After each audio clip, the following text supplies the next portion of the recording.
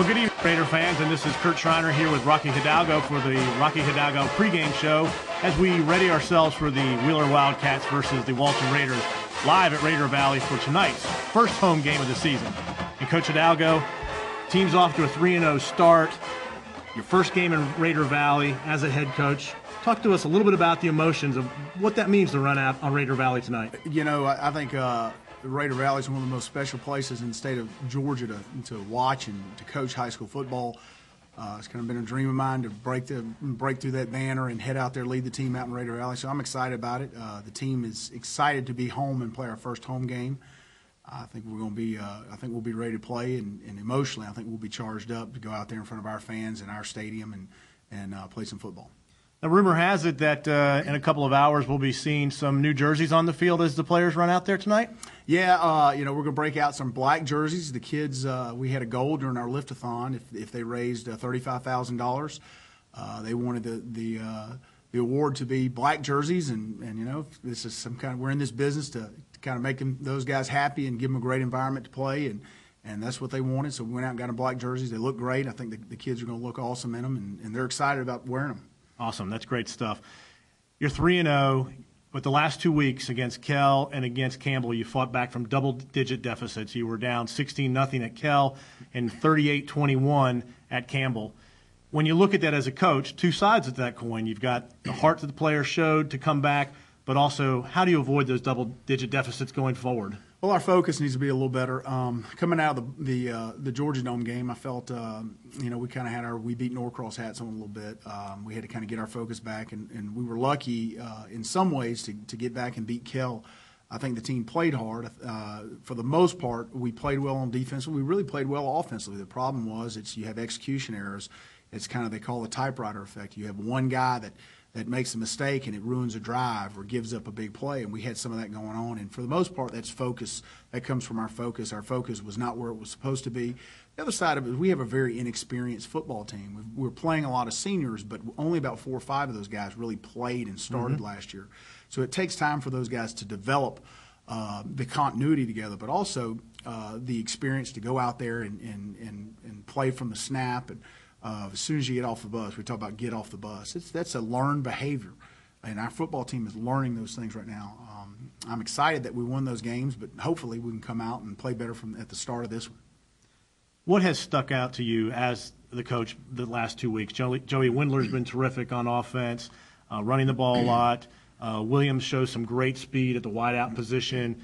Your defense has buckled down when it needed to buckle down. As you look at these last 3 weeks, what are you happy about? What are you looking to improve on? Well, you know, I think I'm happy about our team overall. I'm excited the fact that we're 3-0. We could be 1-2. Right.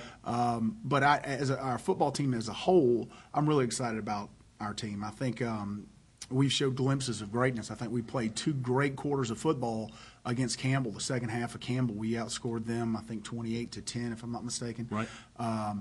I think if you look at really the second half against Kell, we played great football. Defensively, we're capable of playing great defense.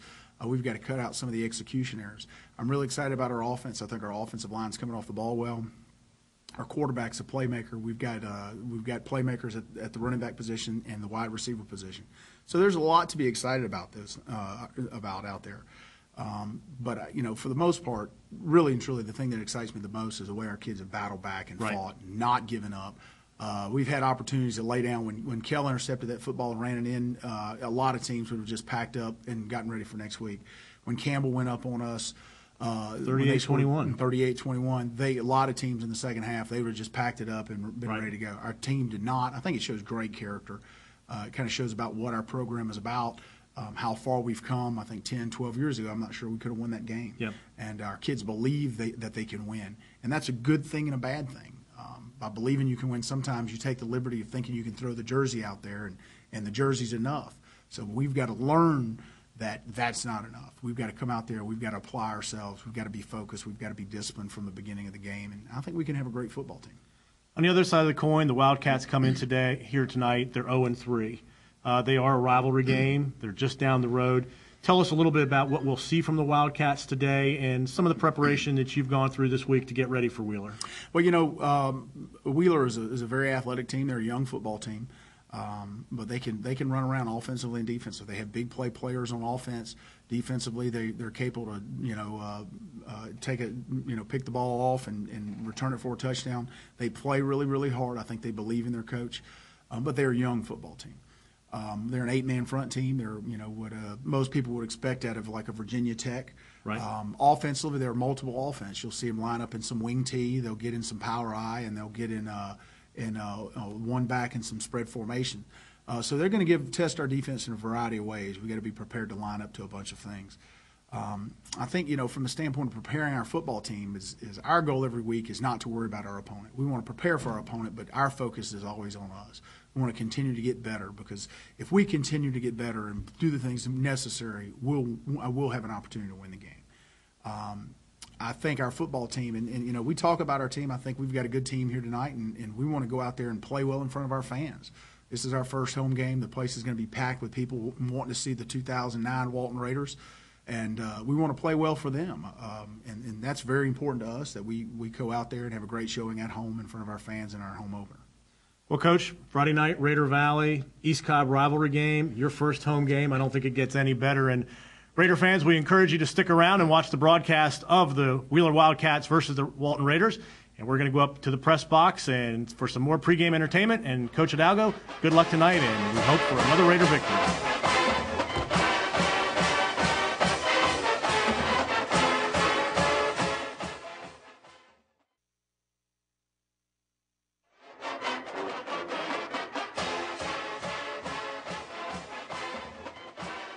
Against Campbell last week and 2 weeks ago against Kell, and you're racking up a lot of yards on the ground. What have been some of the keys for you this year, and what's different about this year from maybe the last 2 years? Well, the first thing is we have our offensive linemen back. And so we've started this year building our team off our offensive line, their experience. So, as you see, we've been running the football pretty well. And so those kids have done a nice job. The difference really from this year to last year, as you can tell, is our quarterback. This year we have more of a running quarterback.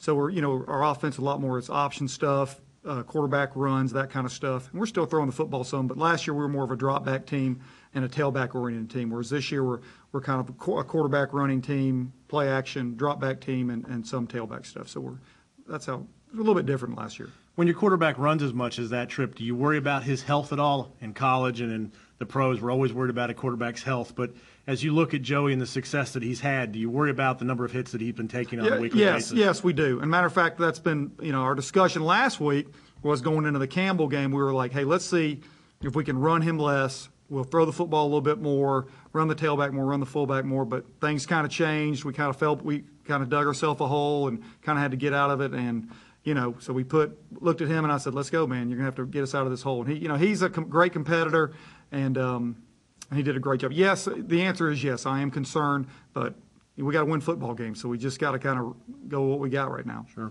Braylon Williams gives you a big speed receiver on the outside. We've had some fast receivers in the past at Walton, some great hands, but Braylon brings a lot of talent together that you rarely get to see.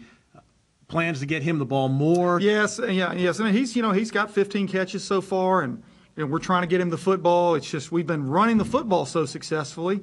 We haven't thrown it as much, and we have thrown, like he had 5 catches against Kell. Last week we hit him a couple times deep, and and he's got a lot of teams. What he does, he allows us to keep the defense off our back. They cannot walk up in the box on him, because if they do, as you saw last week, we went downtown, and that really helps us a lot of not getting 8 people in the box and the safety down there.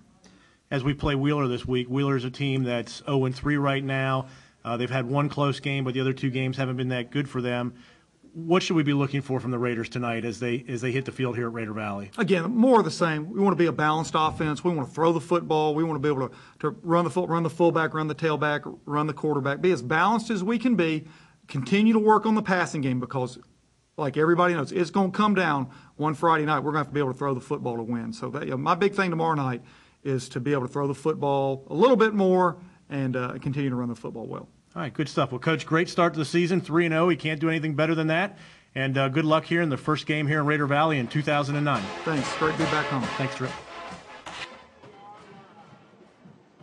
Good evening, ladies and gentlemen, and welcome once again to Raider Valley, home of the Walton Raiders. Well, tonight, folks, we enter several new eras here at Raider Valley. head coach Rocky Hidalgo coaching his first home game here in the Valley. You're going to see the Raiders run out in the field tonight in some different looking jerseys. The Raiders are going to be wearing a new black jersey for the home game tonight. And finally tonight, we kick off live our Raider Vision Gamecast on Raider Television as me, Kurt Schreiner, along with Tim Burns, our color guy, introduce Raider football live on the internet to you. And Tim, tonight, the Raiders come into this game 3-0, the Wildcats 0-3, two teams at opposite ends of the spectrum here in 6A. When you're 0-3, Tim, and you're struggling to kind of make amends and you're playing a big rivalry game, what are some of the things that the Wildcats need to do to come out tonight? Well, I think what Coach Pflugem wants his Wildcats to do tonight is just execute the game plan, try to limit mistakes, keep a good attitude moving forward throughout this game tonight, and give a good, consistent effort and stay disciplined. And if they can accomplish those things, they may have a chance to stay in this game with Walton. Walton obviously would be considered a heavy favorite in this game, Kurt. I mean, I think everyone knows that. But we've seen the last couple of games for Walton, they have a tendency to get behind early. Wheeler, they've got some athletes on their team. There's no reason why Wheeler couldn't do the same thing that Kellen Campbell have done the last couple of weeks. So we'll just have to see. Walton, on the other hand, I think needs to limit their mistakes. That's what's gotten them in trouble the last couple of games early.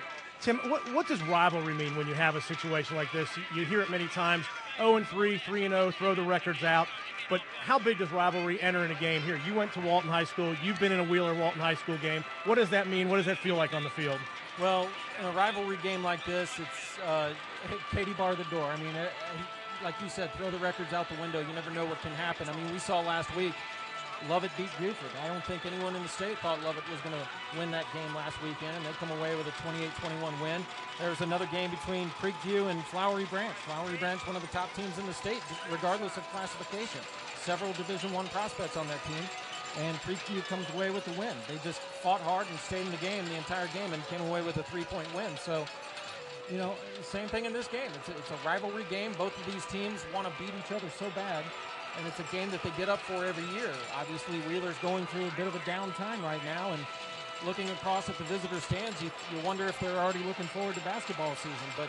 But like I said, they've got some athletes on this team, and they're ready. They're not going to lay down. They're going to play 48 minutes of football, and Walton's going to have to earn this win tonight. Great. Good point. Well, folks, when you look down at Raider Valley, you see a lot of blue jerseys down there. We're celebrating Junior Raider Night tonight. One of the keys to a successful program in Raider football is that we have strong 6th, 7th, and 8th grade programs that provide great talent feeding into the Walton program. And tonight we're honoring all of those players and their coaches, particularly those volunteer coaches that give endless amounts of time. When you look at some of the teams that have been successful here at Raider Valley, you can look at those pictures of those boys when they were in 6th grade, and it carries all the way to when they graduate as seniors. Taking a look at the field, we have some artwork on the field tonight, and courtesy of our rivals from Wheeler. You gotta like the what they brought here with their artwork, and everybody's all fired up about that, and you know, we're ready for them. Now, Kurt, I don't know about, was this a planned thing, or was this a case of vandalism, or what happened here? I think we just came to Raider Valley this morning, and the fans from Wheeler just let us know that they were ready for tonight's game, Tim. Well, they did do a pretty good job. I'll give them that. They kept it clean. Got to give them credit for that. Maybe as Trevor says, maybe the art class was on tour and they wanted to come by and help us. But you'll see we love football right there in the middle of the field, and I think here at Raider Valley we do love football. So we appreciate the effort from the Wheeler fans. I'll tell you what, they talk about bulletin board material. I don't know if this is what you'd call bulletin board material, but certainly a little extra motivation for the Walton team tonight as they come out on the field in those black jerseys you talked about. I'm not typically a fan of black coming into the color scheme if it's not one of the team's colors, but I got to say those jerseys look very, very sharp. Well, Coach Hidalgo told the players, he said, listen, I have some goals for you in the spring in terms of some of the work that you do, whether it be fundraising, weightlifting, getting ready for spring practice. And part of that reward was the black jerseys. And tonight, the first home game here at Raider Valley in 2009, in Coach Hidalgo's home opener as a coach, he said, let's bring out those black jerseys. And the captains are walking out onto the field now. The Wheeler team has entered the field. we'll get our captains. I know Kyle Westman is one of our captains, senior offensive lineman, Vanderbilt commit, along with number 20, Jacob Blazer, number 84, Chris Mooney, and number 59, Drew Dalton.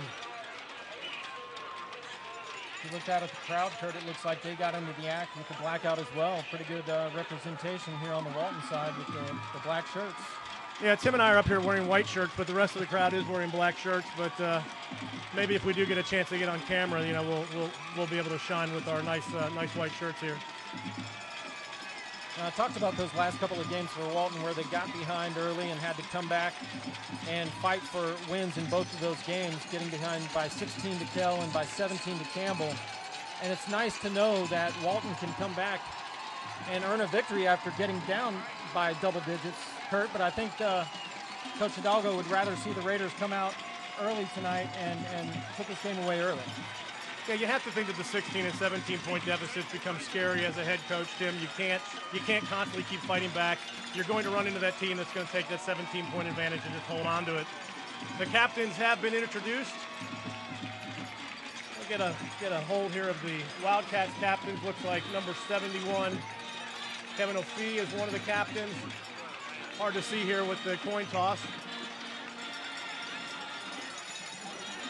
While we're trying to get those captains for Wheeler, spotter Trevor Miller has pointed out that the back of the sign that the Raider players are going to run through says, "Leave them in the dark." So that's what they see on their side of it. Good. Well, Wheeler won the toss and they deferred. The Raiders are going to receive, and the Raiders are now running onto the field, the whole squad coming through the gauntlet of junior Raiders. And there's those new black uniforms, those new black jerseys. And we're ready to kick off some high school football here at Raider Valley tonight. It's got to be one of the latest starts in the season for a home opener.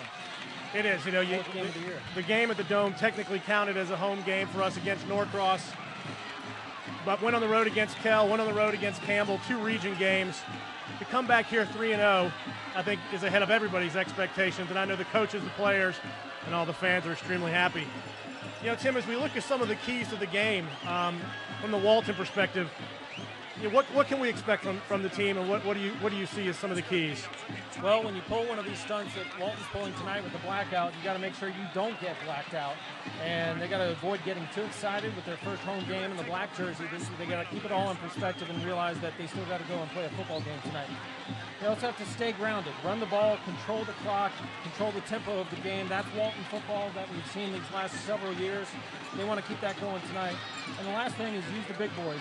That's the line of scrimmage. The offensive and defensive lines got to control the line of scrimmage on both sides of the ball, and Walton has shown for the past several years and on into this year that that's the strength of their game, is that line of scrimmage. Well, the Raiders have won the last 2 games against the Wildcats, 35-0 last year and 42-7 in 2007. You know, as you look at Wheeler, some of the keys of the game for the Wildcats are they need a positive start. They're 0-3, but a good start and building some confidence in a rivalry game, you have to think that that's going to be good for them. They can't make it easy for the Raiders. They can't give the Raiders short fields. They have to avoid turnovers, and they have to make the Raiders earn every yard that they can. And then finally, their quarterback is Allen for the Wildcats. They've got to give him the time to make the reads, get the ball downfield. He's a good player. And, you know, if the Wildcats can get him on track, that would be a big help for them tonight.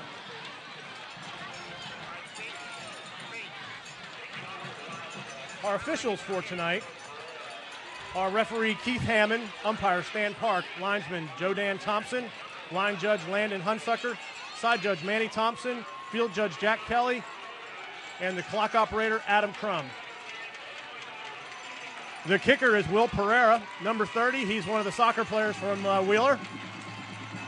No Will from over the years in the soccer organizations here in East Cobb. And Will kick off to get our first home opener of the way underway here from Raider Valley. Well, the few that have shown up for Wheeler are into it. Pereira's kick is a short kick, and it's fielded at the 24-yard line. Short return back to the 26. Number 82, John Figueroa, catches that short kickoff and returns it 3 yards to the 25-yard line. And Joey Windler and the offense from the Raiders will come out, and Tim, Windler has been nothing short of spectacular. Oh, an outstanding move by Coach Hidalgo to move him from the secondary to quarterback this season. Joey Windler leading the Raiders with 436 yards rushing on the season. Kyle Vorster, not too bad himself, over 400 yards as well with 407 on the season. 19 of 29 passing for 180 yards as Windler through the air. Raiders go with 2 wide receivers to the left, single back. Windler drops back. He passes. It's caught by number 1, Braylon Williams. He's up over the 30-yard line. It's a 9-yard gain to the 34. Just a quick little hitch route over here on the near side to Williams, and he made a great move to avoid the first tackler and pick up 9 yards. Looks like the tackle there by number 25, Bryant, for the Wildcats, and it brings up a 2nd down and 1. Kyle Vorster not in the starting lineup. There were some rumors that he might be out today, but we'll check and see. Is he in there now? He is now in. Good. Yeah, I saw him come off the sideline in the Campbell game, and I didn't know if it was a collarbone, a shoulder, or ribs. They were working on his right side. Twins right, two backs in the backfield behind Windler. Windler back to pass again. Throws deep downfield, looking for Williams. And it's knocked away by the Wheeler defender. Well, good play by the Wheeler defender there, number 5. That's Prince Carson, who is one of the players to watch in tonight's game. And I think after the tip, Braylon Williams still had a chance to catch the ball, but I think he just lost sight of it after the tip ball. Yeah, that's one of those balls that could have gone either way. That brings up a 3rd down and 1 for the Raiders. Ball on the 34-yard line. They need 1 yard here for the first down. I suspect we're going to see a little bit of that power running game here using that offensive line. I formation. Twins to the left-hand side behind. Handled Voister. He gets the first down easily. And he picks up 16 yards to the 50-yard line. So Vorster's first carry over the left-hand side results in a nice pickup and a first down for the Raiders. Well, great blocking across the board for Walton on that play, but especially Andrew Lipsy. He was the man in motion on the left side coming in, and he took out the linebacker on the near side that had a chance to make that first hit. He took him out and cleared the way for Vorster to pick up that first down. You know, Vorster on the season this year with 407 yards rushing. Had a big game last week against Campbell. Raiders in a pro set with an I formation. I think there's some motion by the Raiders on the offensive line of scrimmage. That's probably going to result in 5 yards against the Raiders and bring up a first down, but probably for 15 yards now for the first down. Yeah, the Raiders have won 10 of the last 12 meetings over Wheeler by a combined score of 278-51. As we mentioned, the last 2 years, the Raiders have won by a combined score of 77-7. But the series is tied at 18-18, and I guess, Tim, when you were here, the Wildcats kind of owned the series as well. Well, early on especially, when Walton first came into the area as a school, Wheeler was dominant in the series, and Walton has chipped away at it over the years, and with their dominance the last several years have managed to even it out. Windler back to pass. He throws over to his right-hand side. That's caught by number 4, Cosgrove. And he's going to pick up 10 yards on that play. It'll be 2nd down and 5. Picks up 10 after the penalty on first down. Raiders throwing the ball a bit more than I would have expected here early on, Tim. Just about to say, we talked about how Walton's Hogs in the middle, give that ground game a lot of room to run. Well, tonight they started out trying to air the ball out a little bit, and that might loosen up the ground game. So that might be part of the strategy as well. Lipsy in motion. High backfield. Handoff to Vorster. Coming over the left side. Oh, he's hit hard after about a 2-yard gain by the Wildcats. Number 44. Ballarud on the tackle for the Wildcats. And he only picks up 1 yard there. It's going to bring up 3rd down and 4 for the Raiders. Watching Kyle Vorster these last several games, he's such a technical runner. The way he takes that handoff and protects the football as he's going through the line of scrimmage, coaches love seeing it. Windler on his first carry, he's going to pick up the first down and more. The 9-yard gain by Windler on his first carry of the day. Number 25, Bryant, on the tackle once again for the Wildcats. You know, having a quarterback with that kind of running ability like Windler has shown in the first 3 games, over 400 yards rushing in the first 3 games, what a terrific weapon to have. So, pro set, I backfield behind Windler. Vorster, your deep tailback. Once again, Lipsy in motion over to the left. A little counter action by the Raiders. And a 3-yard gain by Vorster. Looked like they might have been offsides on the left side of the Wheeler defensive line. No flag by the official there, so a break for the Wildcats. Number 85, Chidi Ama for the tackle for the Wildcats. Brings up a second down. Second down and a long 6, short 7. Trevor says second down and 7, and that's what we're going to go with. Trips right, 2 to the left, empty backfield. Windler, the quarterback, in the shotgun. Braylon Edwards. I'm going to call him Braylon Edwards all night, aren't I? Braylon Williams was in motion. Waving the flag off there. Stopped play.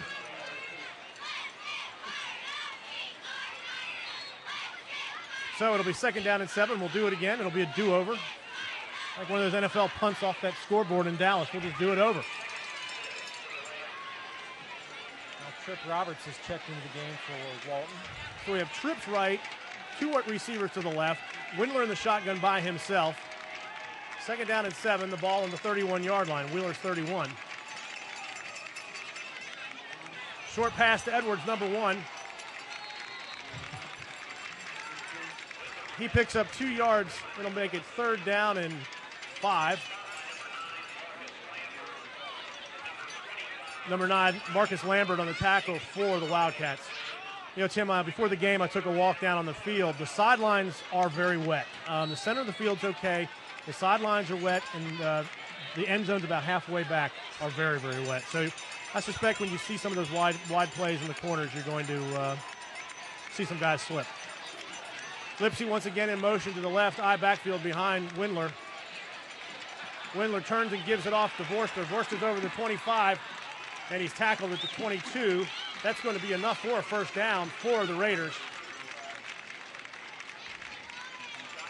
Nice piece of running by Vorster again, just letting his blocks materialize and waiting until the blocks are made before he makes his move and protecting the football the entire time. I love watching that. Now the Raiders have taken over 5 minutes off the clock here. There's 6:44 left here in the first quarter. Raiders still grinding it out on the 22-yard line, 1st and 10, headed into the Wheeler end zone. High backfield, pro set behind Windler, turns and hands off to the up back. And that's Rodney Gazebue. Gazebue's first carry of the night. He picks up 3 yards. That'll make it second down and 7. The ball just over the 19-yard line.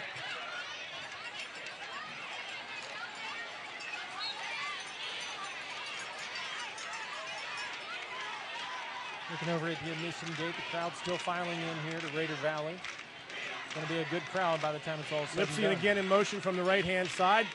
I backfield, counter action, hand off to Vorster, big hole up the middle. He's got the first down over the 10. Going to be marked down at the 7-yard line. It's going to be 1st and goal for the Raiders at the 7. 12-yard gain for the Raiders. Kyle Vorster. Vorster, he runs tough up there. He sure does. I've been talking about his ability to protect the football, but he's also a tough runner. Raiders go with a quick huddle. Split to the right. Windler carries to the right-hand side, and he's going to be into the end zone. There is a flag on the play. I got a feeling that one might be coming back, Kurt. When you see a flag get thrown in the backfield like that behind the line of scrimmage, typically it's going to go against the offense.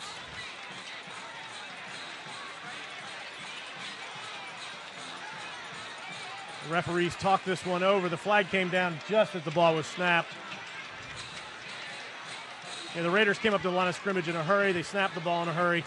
You just have to wonder if everybody wasn't set there.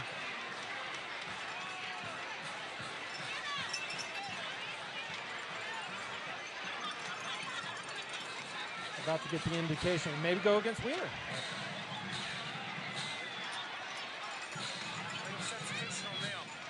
That's a dead ball foul, Kurt. That's why the touchdown doesn't count. So yep. We're going to have to play the down over, but it'll still be first down for Walton. So the Raiders will be first and goal now from the 4. I would have been a little disappointed, Tim, if we didn't get our first touchdown call there. If we had to, not get a chance to really give our first Raider Vision television touchdown call. So it'll be first and goal at the 4-yard line for the Raiders. Slot to the right. Windler, same play. He turns, and he's going to be tackled at the 5-yard line. It's going to be a loss of 1 yard. Windler kind of slipped and, kind of twisted a little bit there. He's limping a little bit, I suspect. And there's another flag on the play. Yeah, Kurt, when he went down, good job by the Wheeler defensive line, by the way, sniffing that play out. But when he went down, his left leg was bent back behind him.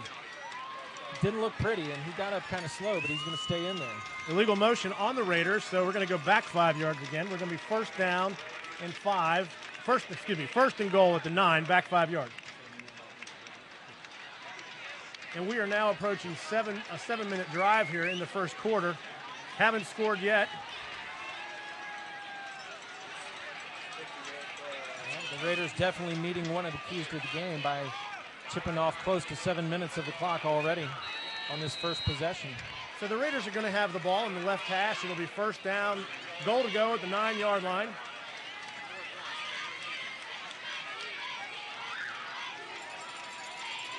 Slot left, I backfield, Windler the quarterback, Borster the tailback. Borster takes the handoff. He's at the 10, he's at the 5, and he's over into the end zone for a Walton Raider touchdown. We've got flags on the play again. We have 2 flags. It's 3, a total of 3. You got 2 in the end zone and 1 at the 3-yard line.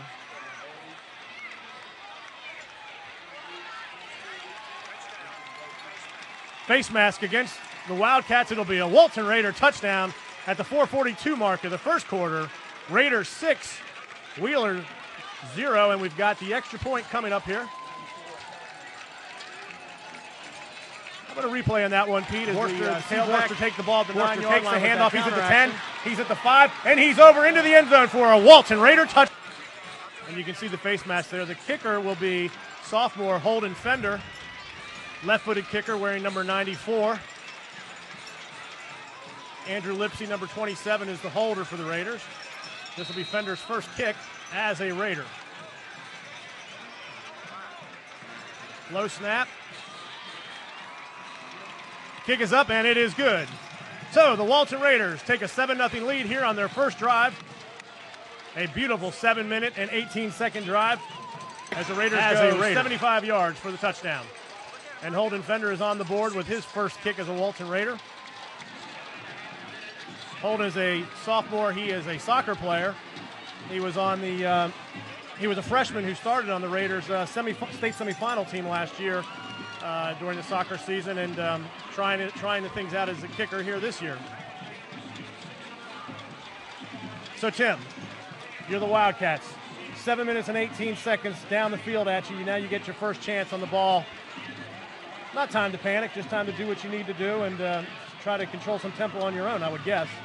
Well, they've installed the spread offense over there at Wheeler, and that's one of those offenses where you don't have to go deep downfield every time. You can just chip away with the short pass, and if they string together a few completions early, who knows, Kurt? Maybe they can get this thing rolling. Number 11, Derek Evans, and number 13, Derek Fry, deep to receive for the Wildcats. Fender to kick off for the Raiders.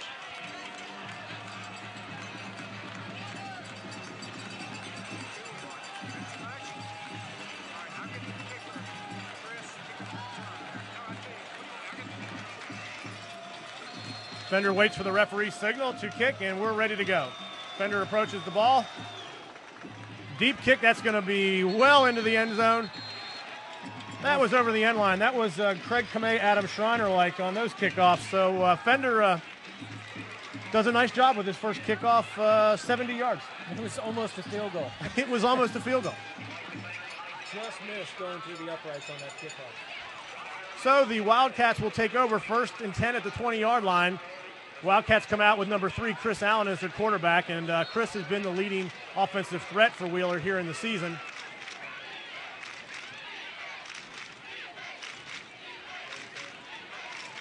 And, of course, number 25, Bryant, is showing up as the quarterback right now.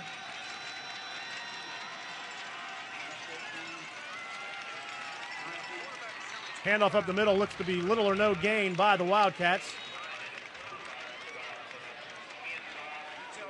Centavious Bryant, number 25, lined up at quarterback on that play. Handed off to number 13, Derek Fry. A couple of sophomores touching the football on that first play of scrimmage. They tried to hit the center of the Walton defensive line, and nothing happened on that play. Killian Boardman with the tackle for the Raiders. Bryant once again at quarterback. Pitches to number 13 going. Whoa. Yeah, that's going to bring out a few flags. Number 13, Derek Fry, his body was going one way and his headgear was going the other way on that play. That looks like it's going to be an easy call for the referees, a personal foul, face mask by the Raiders. Kurt, that's obviously not intentional there by Chris Mooney. I mean, he's just reaching out, trying to grab whatever he can grab. But these are the kind of mistakes that can get you in trouble. Wheeler will take all the help they can get. Yeah, when you've got a running back with the speed that Fry has, and Mooney's you're right, Tim. He's trying to grab anything he can, bring that speedy running back down before he gets to the corner. When they get to the corner, that's when they become trouble. So it's first down for the Wildcats at the 33-yard line.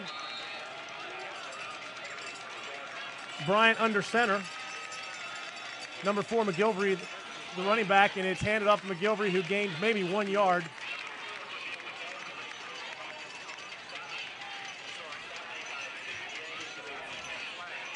Tackle by number 58, Sebastian Steen, for the Raiders.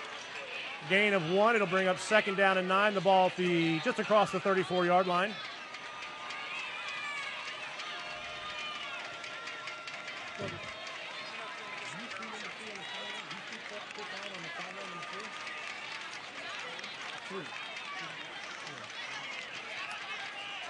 Fumbled snap. The ball is fumbled. It's on the ground.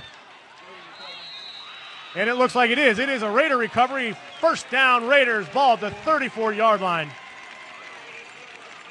Yeah, Kurt, tough break there for Centavious Bryant, the quarterback for Wheeler. Never had possession of that football. Came away from center and was bobbling it from the instant he tried to take the snap. A replay of the fumbled snap. The ball is fumbled. It's on the ground. Bryant. And it looks like it is. It is a Raider recovery. First down, Raiders. Ball at the 34-yard line. With a ball cap on, so maybe. And no helmet in his hands. So you have to wonder if Chris might be hurt. So we have twins to the left, 2 running backs next to Windler in the shotgun. Raiders take over first and 10. Handoff to number 44, Andre Joaquin. Andre picks up 11 yards for the Raiders. That's going to be a first down for Walton. Ball at the 24-yard line. So there you go. Andre, first carry of the night, 11 yards. And we've actually got Kilborn in there at quarterback, Kurt. It's Windler's over here on the trainer table, just getting his ankle taped. It looks like he's putting his sock back on, though, so I'm sure he's going to get back in there. That's from that play where his leg got bent back behind him on that first drive. Not terrific that Joey's on the trainer's table, but terrific that Bradley's in there. It's great to have a very good backup quarterback. First and 10 Raiders at the 24-yard line. Kilborn turns and hands to Rodney Zagibwe. 13-yard gain by the Raiders.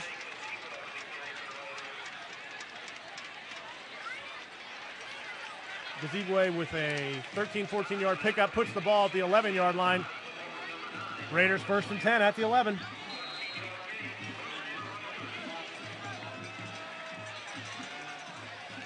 Twins to the left.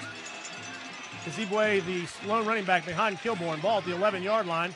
Oh, big hole. Zagibwe over the 10. He's up to the 5. Turning. Touchdown. Walton Raiders. An 11-yard gain by Rodney Zagibwe results in a Raider touchdown. What a terrific run. Carries 2 Wildcats into the end zone, Tim.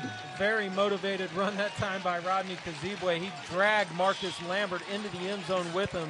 He wanted that pay dirt, and he got it. Rodney's first touchdown of the season, I think, for as a Raider. And Fender is back in to kick the extra point. Left-footed kicker, hold by Andrew Lipsy, number 27. Snap, hold, short kick, but it looks like it's going to be good. So at 2:12 left here in the first quarter. Raiders 14, Wheeler nothing. Turnover by Wheeler. Raiders capitalize. Really not what the Wildcats are looking for, Tim. Yeah, it looked like number 26, Jordan Thompson, might have got a hand on that extra point, but the leg was strong enough to get it through the uprights regardless. So far, so good for the Walton Raiders. 2-touchdown lead, and this is what you want after the last 2 weeks where Walton has gotten behind by 16 points and then 17 points and had to come back and fight for a win. You want to see him come out against a team that, you know, truth be told, Walton should really beat. So absolutely, Tim.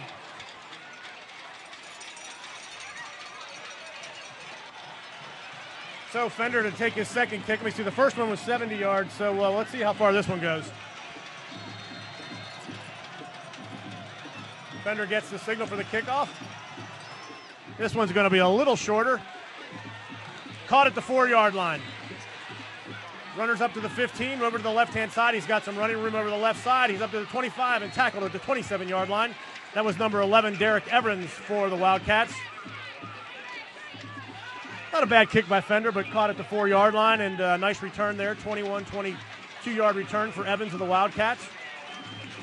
That was a nice return by Evans, and one positive note that you can put out there for Wheeler is a lot of these names that we're calling are sophomores and juniors. Absolutely. So maybe if they can just kind of hang in there and stick with Coach Flugem's plan and keep developing, you never know. The next year or the year after might be the year that Wheeler really gets it turned around. So Bryant, once again, the quarterback for the Wildcats.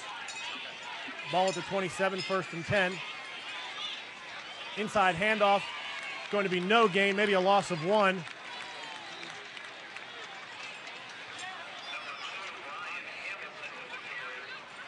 Brian Hamilton, number 2 on the carry for the Wildcats. Clock running with 1:46 left here in the first quarter. 2nd and 10, no gain on the play. Yeah, right now you can really see the dominance of the Raiders' offensive and defensive lines already. A lot of strength, a lot of push on both sides by the Raiders, you know, in the trenches. Well, last few games have been down on the sidelines at the opposing stadiums, and up close they look huge, but even up here they look like they've got Wheeler outsized by quite a bit. Once again, man in motion. Bryant with the inside handoff, no gain once again.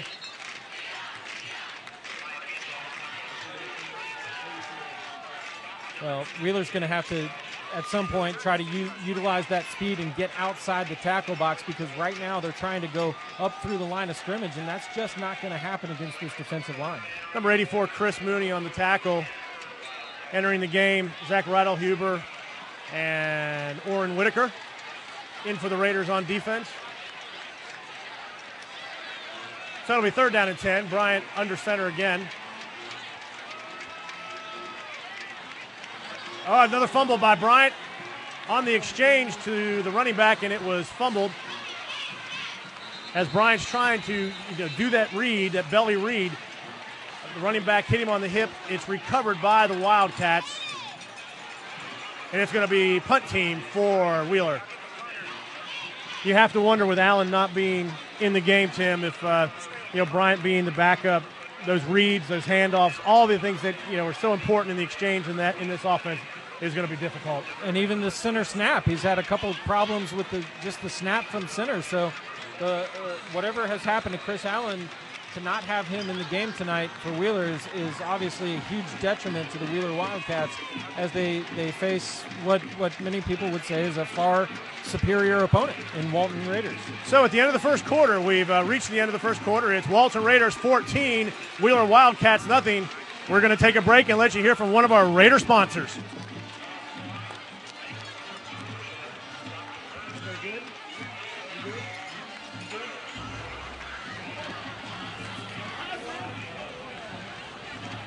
Welcome to Lazy Boy.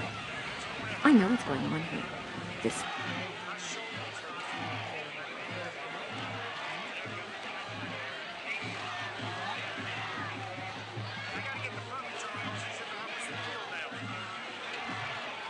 All right, Raider fans, welcome back to Raider Valley.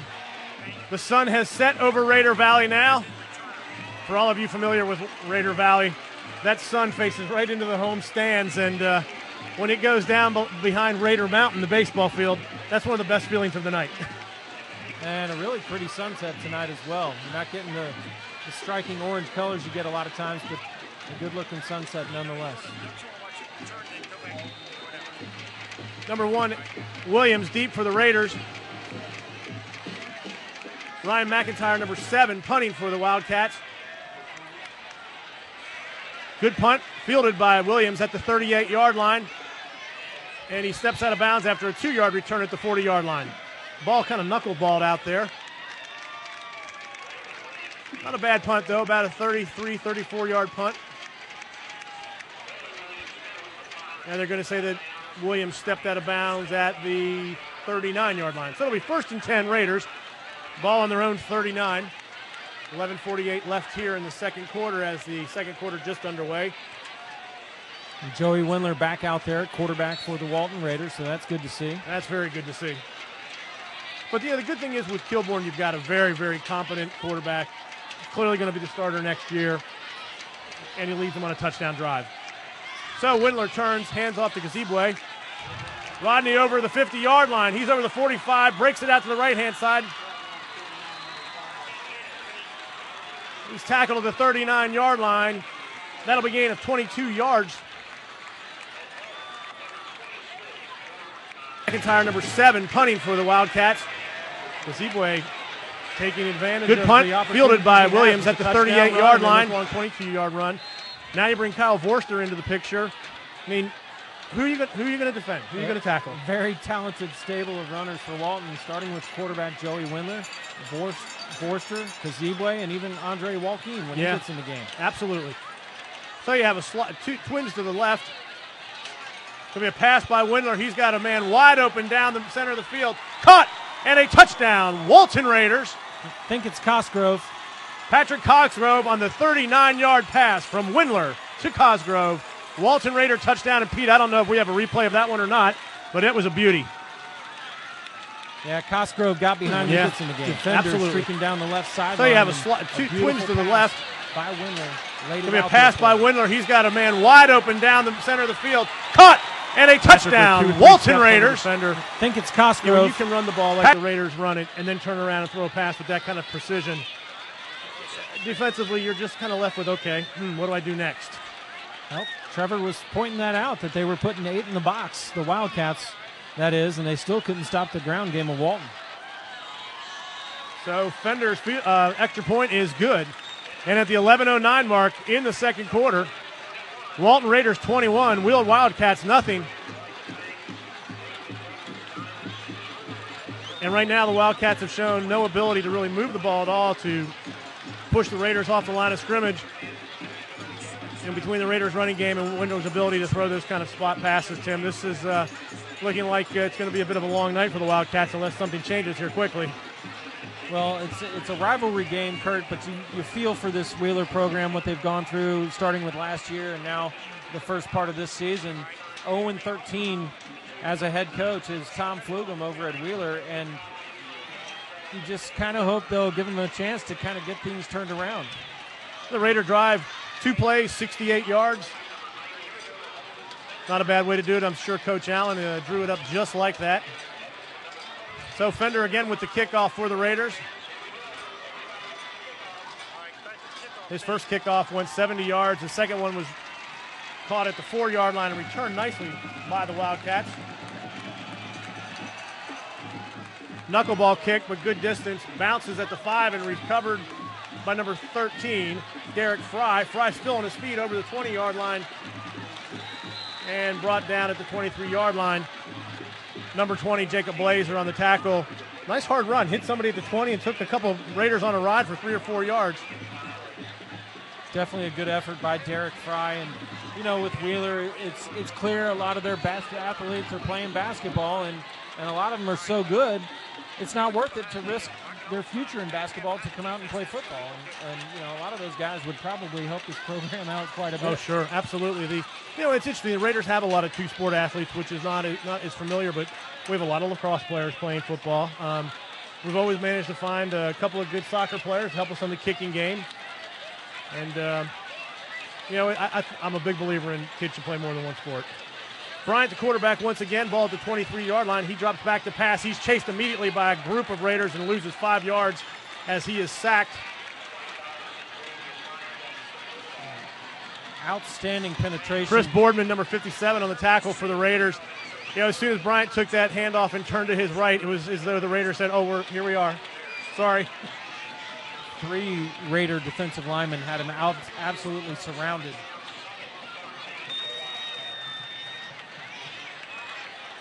We'd like to welcome any Raider alums, particularly our alums who are sitting in hotel rooms or in dorm rooms getting ready for their football game tomorrow. I know we've got a couple. David Paulson, Chase Thomas, Adam Schreiner. Hey, guys, if you're listening, we miss you. Good luck tomorrow, particularly Mr. Schreiner. Bryant with the handoff, and once again, no gain. He is hit by a gang of Raiders. Tim, they're taking that first read, that first handoff. You've got to think that if Wheeler's going to have a chance with their speed, they have got to get that ball outside. Absolutely. It's something I mentioned back in the first quarter. There's nothing that's going to happen in the middle of that Raider defensive line. They've got to try to utilize that speed, like you mentioned, get around the corner, and then, maybe they'll have a chance. But trying to go up the middle against this Raider defensive line is like hitting your head against a brick wall.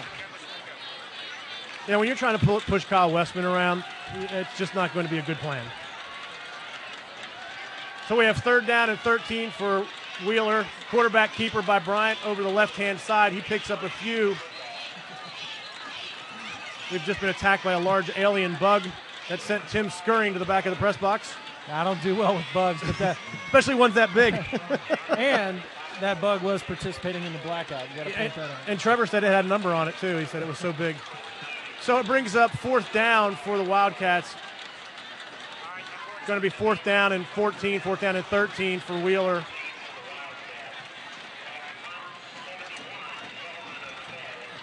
Kelvin O'Fay, number 71, to punt for the Wildcats. Lipsy and Williams deep for the Raiders. O'Fay with a good kick his first time up, 35 yards. But the Raiders are going to get spectacular field position here once again. They've flip-flopped the returners. It was Williams on the left side last time. Now he's over on the right side. Lipsy calls for a fair catch. He fumbles it but picks it up, the ball at the 44-yard line. So with 8:33 left here in the second quarter, it'll be Raiders ball, 1st and 10, ball at their own 44-yard line. And talking about that Wheeler offense and trying to get outside, part of that it has to do with the offensive line. They've got to hold their blocks for at least a half second longer to give the players a chance to get outside. Right now, they're not holding the blocks, and the defensive line is just pouring through that porous offensive line of Wheeler. Personal foul, flag on the field. It was back towards the original line of scrimmage. It's against the Raiders. That's going to move the Raiders back another 15 yards. Tim, we've picked up a couple of personal fouls here tonight. Penalties are one of those things that coach is never happy about. And seemingly they come up in your biggest games at the worst time. And, the Raiders are aggressive, but you just can't commit those personal fouls. Yeah, very costly. I mean, tonight it may not end up being a factor, up by 21 with 8.5 left to go in the second, but still, regardless of the outcome of the game and the lead that you may have, coaches, like you said, hate to see that kind of thing. They want to see disciplined football. When you win a big game like this, the coaches are going to find something to talk about on Monday morning. They always do. And penalties are always at the top of their list. So the ball is moved back to the 29-yard line for the Raiders. It'll be on their own 29. Windler in at quarterback. Gazeboy at running back.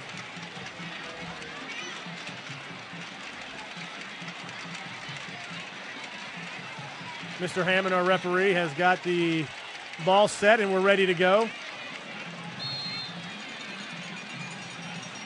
Williams, lone receiver to the left. Two receivers to the right. Shotgun by Windler, Gazeboy the running back. Cosgrove in motion to the right-hand side. Windler takes the snap. Quick pass to Williams. Going to be a Z screen. He's over the 50-yard line up to the 45. A wall of blockers out in front of Braylon Williams after he caught that ball. Huge gain, over 25-yard gain. And talking about basketball players playing football, Braylon is a basketball player playing football, and he is a terrific wide receiver. You know, he brings that modern day, you know, big receiver, lots of speed. Windler by himself in the backfield, trips to the right, twins to the left. Ball on the 45-yard line. Raiders going in. Quick pass. Tipped and intercepted by the Wildcats. That might be returned for a touchdown. He's at the 30-yard line. Windler's his last tackle. He's at the 20, and he is going to score a Wheeler Wildcat touchdown. A 60-yard return, and the Wildcats make it 21-6.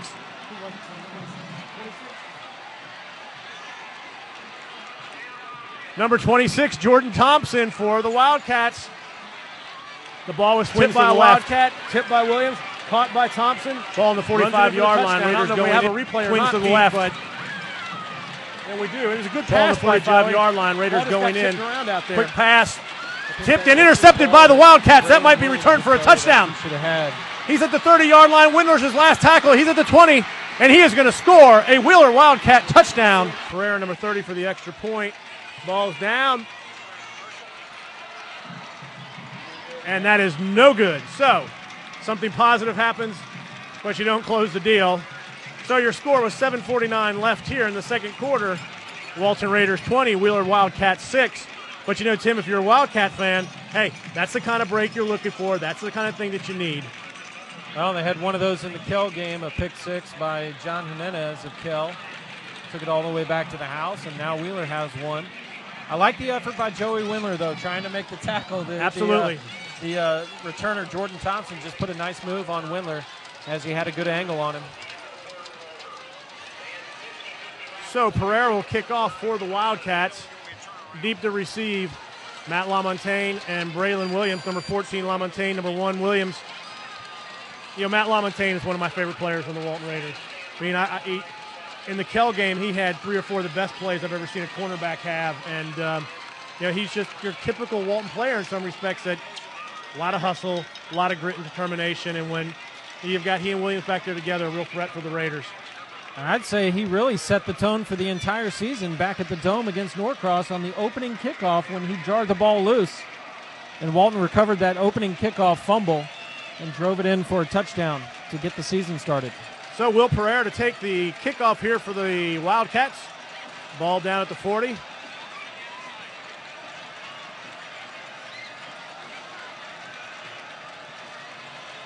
Williams and LaMontagne standing at the 15-yard line, expecting the short kick by the Wildcats. Good high kick by Pereira, caught by Williams at the 15-yard line. He's headed to the left. He's got the corner. He's over the 25. He's up to the 30. And he's going to be tackled down at the 33-yard line. 18-yard return for Mr. Williams. Number 4, McGilvery on the tackle for the Wildcats. So, Raiders have the ball again. 1st and 10, ball at the 33-yard line.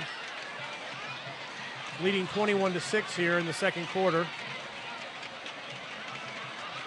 Windler, Gazeboy, and Borster, your backfield once again. Lipsy and Williams, your receivers.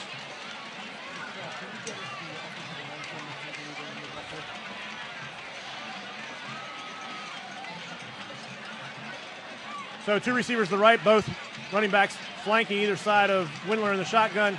He hands to Borster. Borster's up over the 30. Grinding away, gets up to the 35-yard line. It's a 2-yard gain. Tackled there by number 13 for the Wildcats, Derek Fry. Well, Borster, a nice job by turning what could have been a 3-yard loss into a 2-yard gain. Broke that tackle in the backfield and kept his legs driving. Turned a negative into a positive.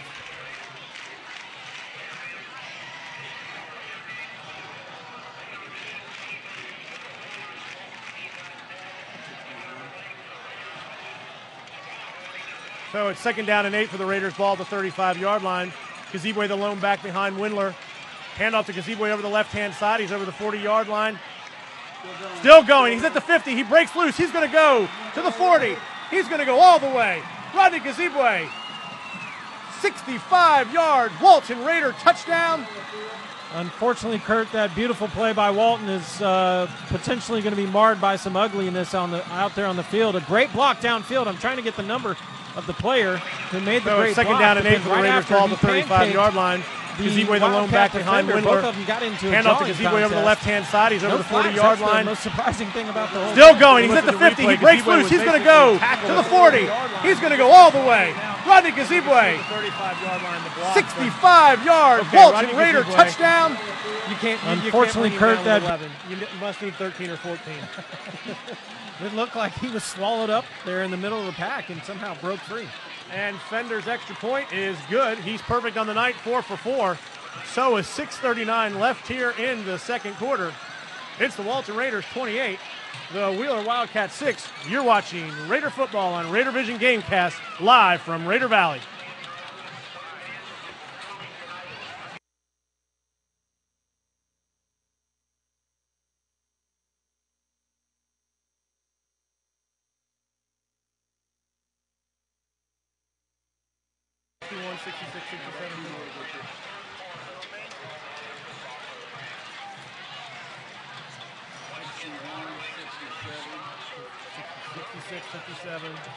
Oh, and Kyle Westman.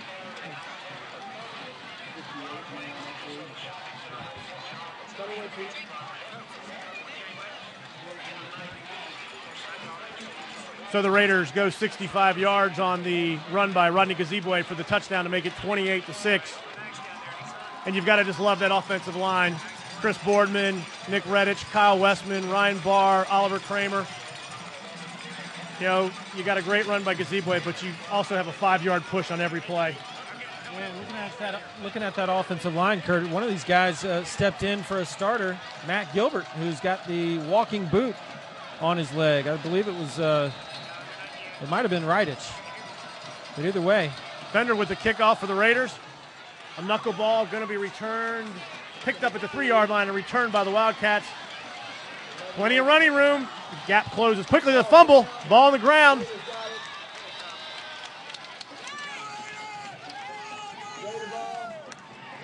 First down. Walton Raiders on the recovery. Trying to see who that guy was coming off the field. If it was Brooks Tilley, I believe, who might have been the one to make that first hit, knock the ball out. Number 82, John Figueroa with the recovery. One of our junior wide receivers. So Johnny on the spot there, and it'll be 1st and 10 Raiders, ball at the 26-yard line, the Wheeler 26-yard line. The Raiders already leading 28-6. Well, Kurt, they had that one glimmer of hope with the interception return for a touchdown, but since then, more negativity.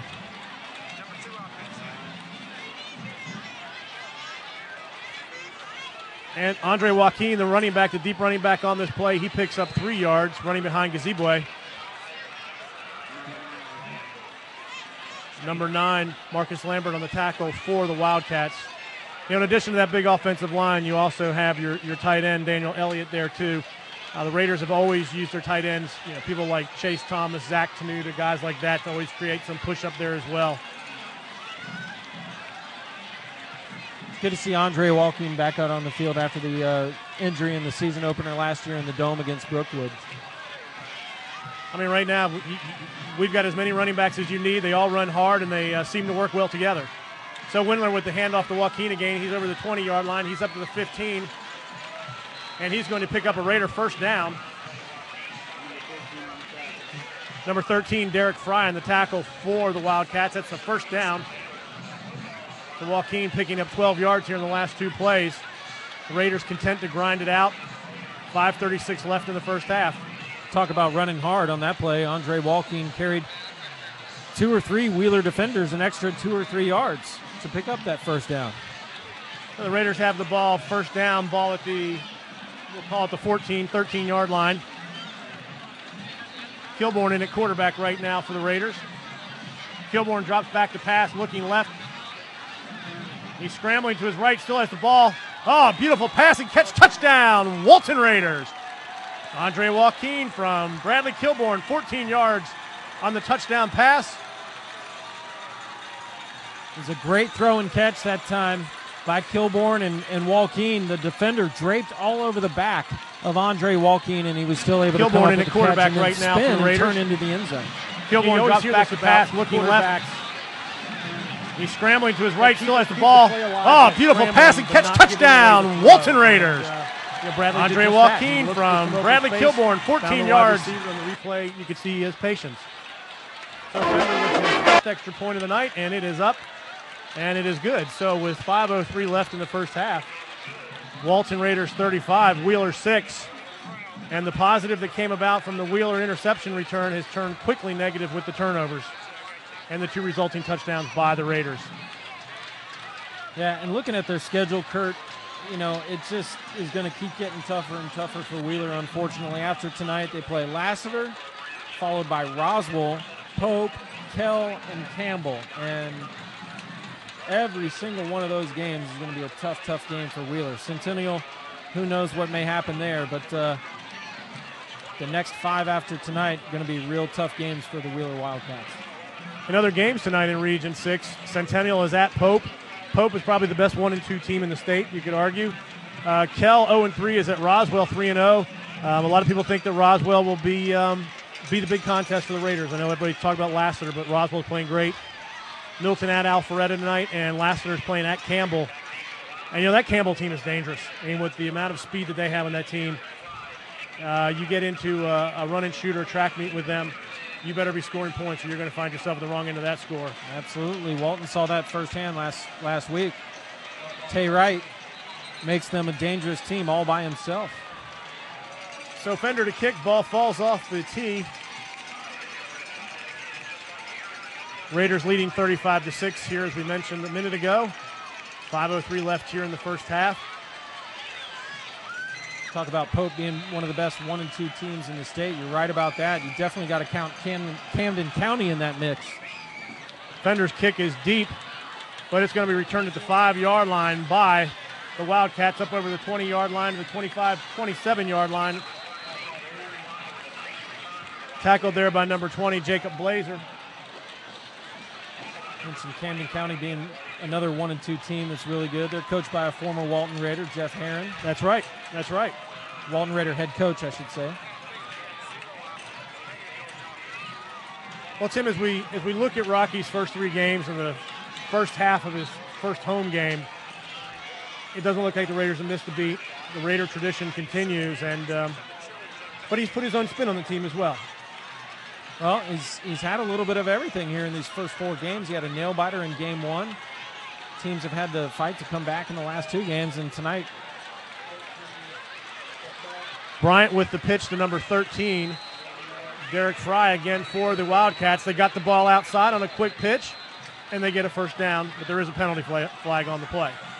Yeah, but you're right, Kurt. They certainly don't seem to have missed a beat at all. Picked up right where Coach Ed Dudley left things off. Personal foul against the Wildcats. And we have 2 ejections as well. They just threw these guys out of the game. Pair of ejections. I'm not sure who they were. I think the Raider might be number 32, Smith Romberg. You had mentioned earlier, Tim, that there were some shenanigans going on in the long run by Gazebue, Coach Flugum, Coach Hidalgo, asking the referees right now, well, what could have happened that we got rid of 2 of our players? And it does look like, from the reaction on the sideline for the Raiders, it is number 32, Romberg, for the Raiders. He's headed off the field, and that's a shame. He's been an outstanding player for Walton coming into the program this year. Touchdown last weekend at Campbell. The touchdown basically that stemmed the tide and provided the winning margin for the Raiders. So, hey, you don't like to see that, but it's 35-6, and we got athletic director Christian Suttle running up to escort him off the field. They're talking about it right now, and that's good to see. Well, I'm sure Coach Settle's there to say, hey, Smith, it's okay. We'll go to the locker room, have a cup of Gatorade, cool down, and you'll see your buddies at the end of the game and have a chance to say job well done. Yeah, one thing I would like to find out is the ruling on that are they okay for the next game is what I'm wondering. Pete, I don't know if we have a replay to see if we can see what happened there or not. It looks like it would have been on the far side of the field. Teams have had to fight to come back in the last 2 games, and tonight. Bryant with the pitch to number 13. Little extracurriculars as 2 players were getting up off the ground. The old classic 2 guys in helmets trying to hit each other in the head, and I suspect that the referees, being a rivalry game, kind of said, okay, guys, we're just not going to go in that direction tonight, and with the score 35-6, I think the referee's tolerance for that's probably going to be pretty limited. Probably on a Sunday, they just kind of tell them to go back to their huddle, but on a Friday night, you're probably going to see some bench time. Well, hopefully from this point on, cooler heads will prevail. You just hate to see a game turn like this and take this kind of a tone. Coach Hidalgo is going to get the team together right now on the sideline and explain to him he does not want to see any more of that type of activity going on out there. Yeah, absolutely. Coach Hidalgo has his true blue pride that he preaches to the boys over and over again. It means a lot more to be a Walton Raider than just what you do on the field, the classroom, the community. And Coach Flugum is trying to do the same thing over at Wheeler, too. So I suspect both coaches are having a similar conversation with their players. Today at halftime, we have a 20-minute halftime here in high school football. We're going to have as our guest during the first part of halftime, Mike Travis. Mike is a former Walton Raider, but also the current president of the Walton Touchdown Club. So we're going to interview and talk with Mike about some of the things he has going on with the Booster Club and also about his experiences here as a Walton Raider. Played for Georgia Tech, and I believe he was also drafted by the San Diego Chargers. That's right, the last pick in the draft. And there's a nickname for that player. That's the last pick in the draft, but it's not a very flattering one. We love Mike too much to say that, right? That's right. Pass by Bryant is almost picked off and intercepted by the Raiders, and it's going to look like we're going to have a roughing the passer penalty. That's Zach Rotohuber that got in there.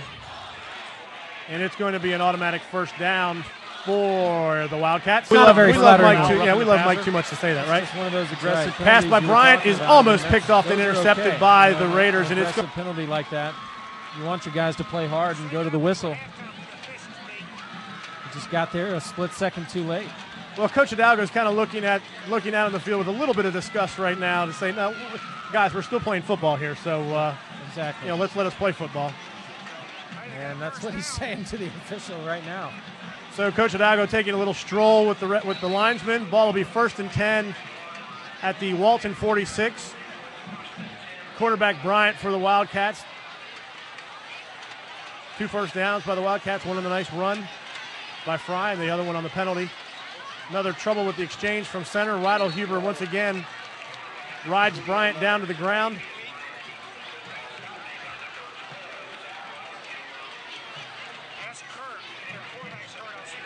Loss of 2 yards.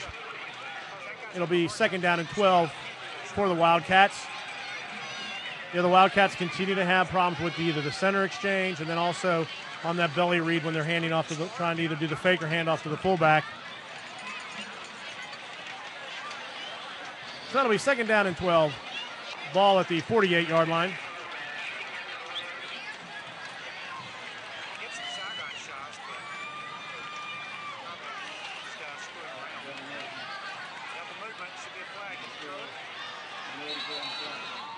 Well, Chris Mooney swallowed that play up from the get-go. Nowhere to run for the Wheeler ball carrier.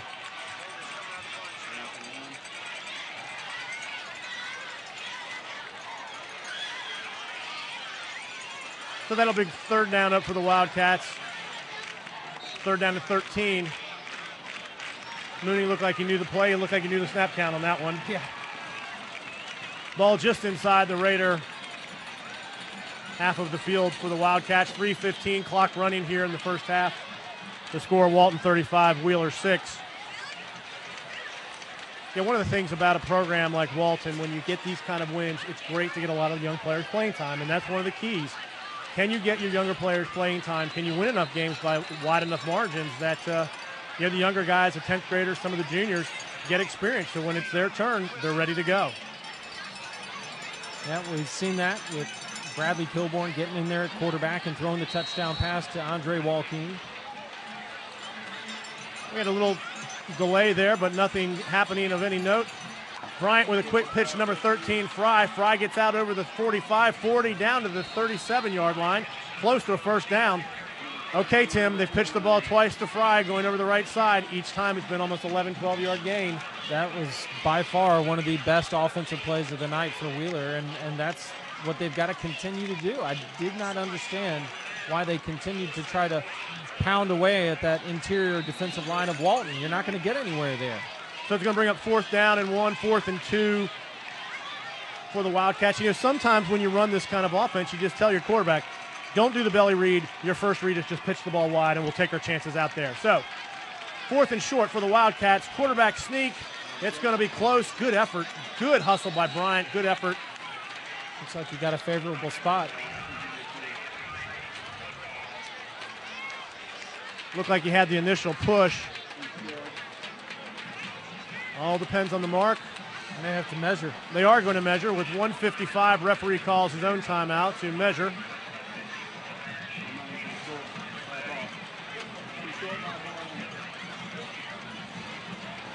Trevor says he's short by a ball length. Man, where the ball's sitting on the field, it looks like they're going to have it. I'm going to say they've got it by a nose.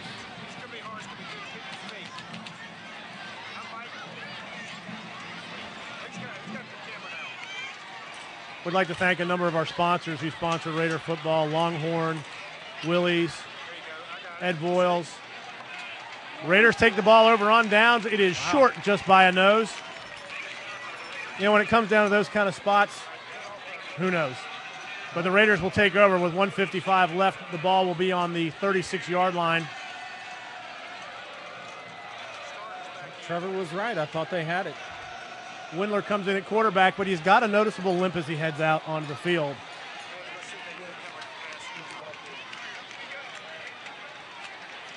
Windler in the shotgun, trips to the right, lone receiver to the left, Gazeboy, his running back.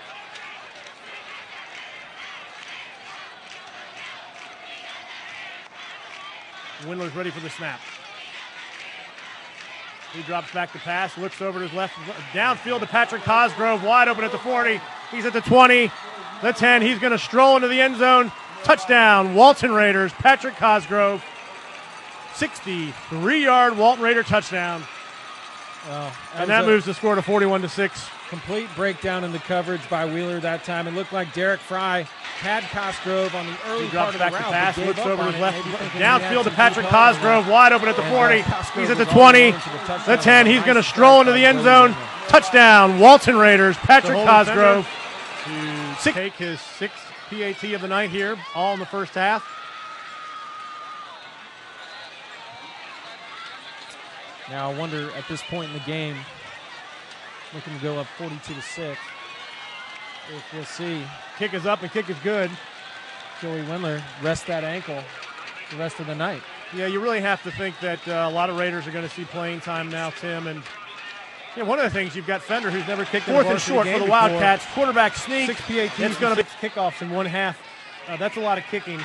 And so he drops back to pass, looks over to his left. Downfield to Patrick Cosgrove, wide open at the 40. He's at the 20, the 10. He's going here in the first half. The Raider kickoff team back out on the field for the 6th time of the night.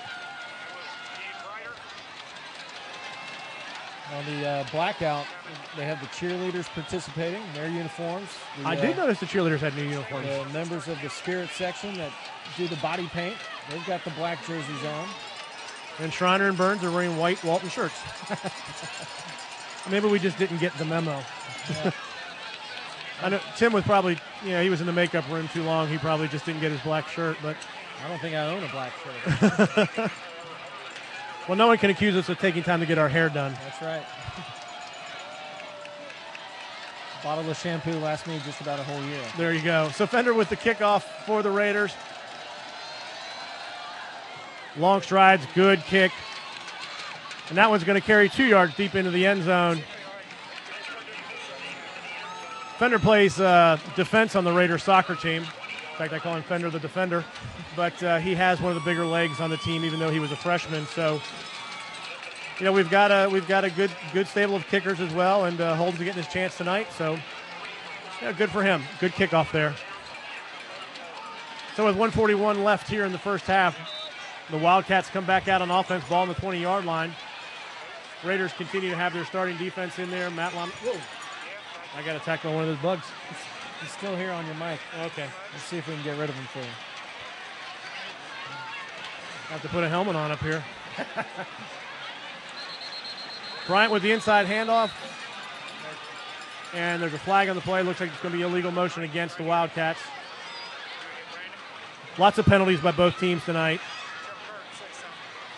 We talked about that earlier. That just never makes coaches happy, and it drags the game on.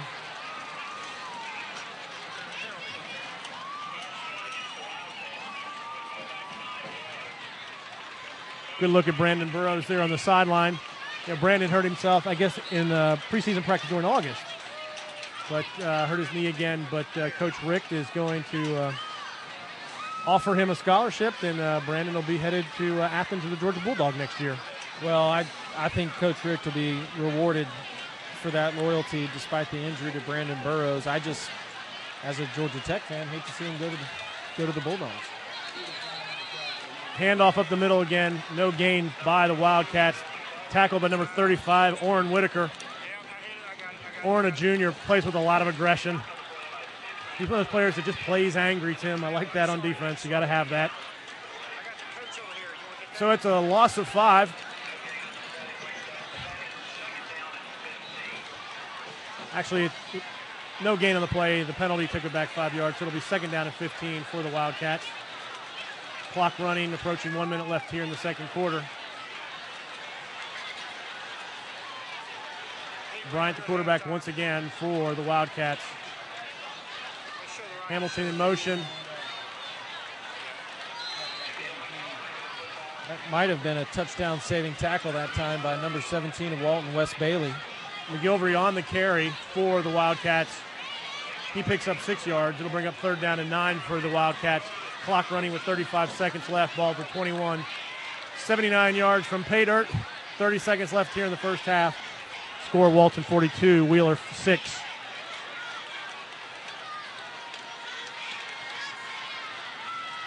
Clock ticking away. 18, 17. Toss wide to Fry. Fry over the 20. And he's run out of bounds at the 24-yard line. Clock is still running. He's pushed out of bounds.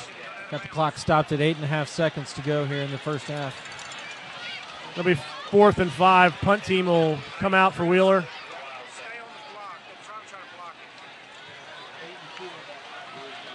Talking about getting some players some playing time.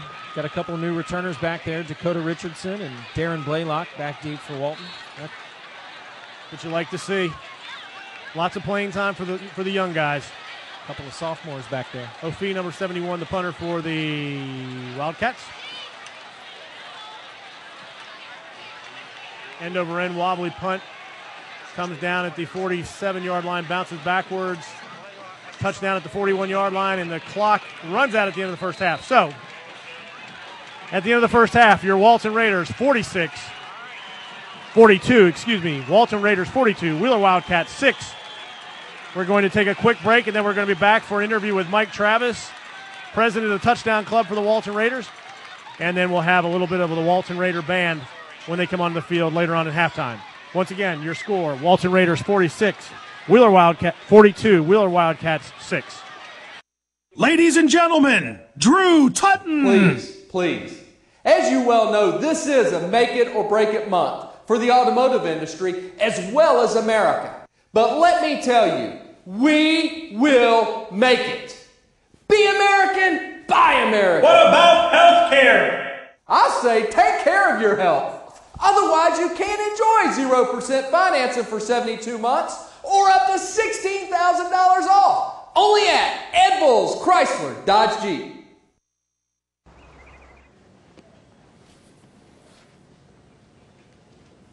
Welcome to Lazy Boy. I know what's going on here. This furniture, these prices, all this furniture is hot. Hot. Come on, kids. Let's go. It's just a sale. I swear. Hurry in now for great savings.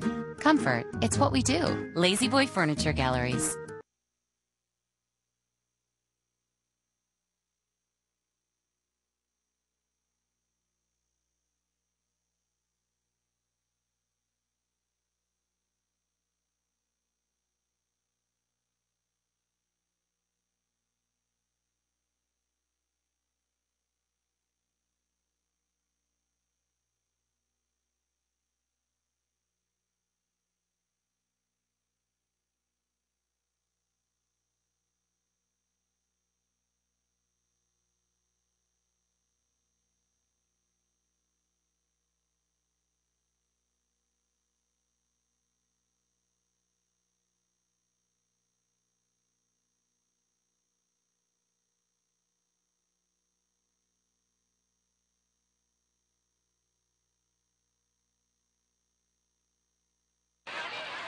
Welcome back to Raider Valley, Raider fans, where the Raiders are leading 42-6 here at the end of the first half over the Wheeler Wildcats.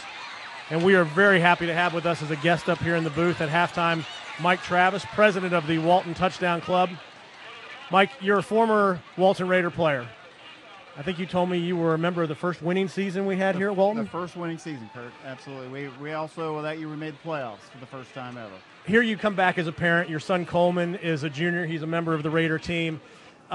But what kind of memories is it for you to sit here and see what Walton football is today? Well, you know, it's been great to see the tradition that's been established by the great coaches that we've had, and obviously now the tradition's been passed on to Rocky Hidalgo, and you know, it continues. And that's what's so nice is something that's been built a long time ago continues to set the standard for football teams in Cobb County and the state of Georgia. So it's a great, you know, privilege to be a part of this program, and you know, now that my son's a part of it, it's even better. Take us down memory lane. What's your biggest memory playing here in Raider Valley when you were in high school? Oh, you know, I think, I mean, in my senior year, we beat Wheeler. You know, Wheeler had some very good football programs when I was growing up and in high school in the 70s, 80, 81, 79, 80, 81. And it's been a while since we had beat Wheeler, and we finally beat them here my senior year. Actually beat them pretty good. So that was a great memory, you know, especially in a night like this where we're beating Wheeler again. You know, Mike, as you take over as the president of the Touchdown Club this year, what are some of the priorities that you had when you came in as president and some of the changes that you and Coach Hidalgo wanted to make to the program with the new leadership? Well, Kurt, I think what we try to do is to, you know, set a new tone. Not, you know, we had a tremendous tenure with Ed Dudley and, you know, what he established here at Walton. I think what we try to do is just change it, just make it something new, something fresh. You know, Rocky comes in with a lot of excitement, and so we try to build on that from some of the things in the community that we're trying to do from a marketing standpoint, is really have a closeness with the community, do a little bit more marketing outreach to the businesses, have them get fired up. You know, we all feel like in East Cobb we're in our own little community here, and, you know, making Friday nights a very special place to be here at Raider Valley. So from the standpoint of the community and marketing, community from the elementary school, the middle school, really reaching out to all those kids and families that are going to be coming into this great school that we've got. And then, you know, again, building on the excitement from Rocky, from the point of, you know, a fresh look with the website, and obviously what we're doing here with Raider TV, and you know, this just, you know, building on a lot of things that continue to get better and grow. I know one of the priorities that you talked about earlier, Mike, when you and I have been together, is about the alumni. And we talked earlier during the broadcast that, you know, we know there's some players out there that are probably sitting in hotel rooms on the road that are football players getting ready for a game Walton tomorrow in college. Raiders. But talk to me a little bit about the alumni that are out there here in the East Cobb community or wherever they might be, and how you want them involved with Raider football. Well, you know, once you're a Walton Raider, you're Walton Raider for history. And, again, we all take a lot of pride in being a Walton Raider and the tradition that's been built from football. And so, what we've got to do is build on that. Like colleges. Colleges do a fantastic job of getting their lettermen and their alumni involved in the school. Why can't we do that from a high school standpoint? So we're definitely working to try to build that. The tough thing we've got to do right now is getting contact information from our Raider alumni, either a phone number, an address, an email address. Obviously communicating through the internet is so much easier these days. So Gilmore in at quarterback what we got to do right now is establish a very accurate database of alumni names and their contact information, so we can get more involved. Because when I go around and I talk to old alumni, they always ask about getting involved and how they can do it, whether it's through donations, through its events, coming to games, buying tickets. So there's no reason why, with that large alumni base that we have and the success we have, that we can't get those people involved. Mike, talk to us a little bit about the Junior Raider program. Tonight we honored the Junior Raider short for the players, Wildcats. their Quarterback coaches. sneak. And, it's going to be close. Good effort. I know that you and Rocky have spent a lot of time trying to create that pipeline and that togetherness, but what are some of the goals you have with that, and tell us some of the work that you've done this year to strengthen that tie? Great, Kurt. Thanks. What we're trying to do, I had the privilege of being a part of the Junior Raider program last year as a coach, or at least last couple of years. And, Dave Savula has done a fantastic job with the tradition he's established here from a very successful Junior Raider program. And so what we're trying to do is build on that, is, again, incorporate the junior program into the Touchdown Club so that those families feel more a part of what we're building and doing, because before they know it, their sons are going to be playing here on Friday night. And so we want to give them that same experience as soon as possible. One of the things we're trying to do from the standpoint of, from the learning plays, learning the language, the lingo that the coaches have established here, so that when they get to this level, they know what, they're already ahead of the curve. Plus, again, getting the families more involved, feeling a part of what they'll soon experience and have to be a part of and support. So in trying to incorporate that in the Touchdown Club, as our first goal for that is this year was a good step forward. Next year it's going to be fully incorporated. That's great news. I know that as a former player and as a parent of a former player, there's nothing like Raider Valley on a Friday night. I guess that's why we're all still here, and it is a special place. We do. It's a special place. And Mike, congratulations on the work that you've done this year, and thank you. We can't thank you enough, and I guess next time we'll talk a little bit about Georgia Tech football and your experiences you had there. Hopefully after a better game than we had last night, but we'll build on that and go from there. But thank you very much, Mike, and we appreciate Kurt. it, and we'll stay in touch, and let us know what we can continue to do on Raider Vision Television. Thank you. Thanks for all you do. Thanks. Bye.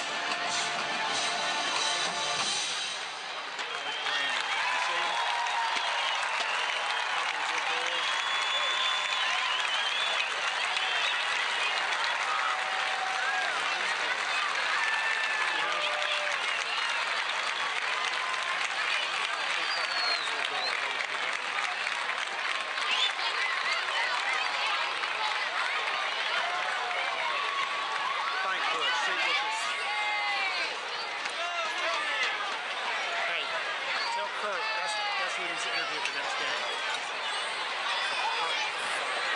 Because he's not.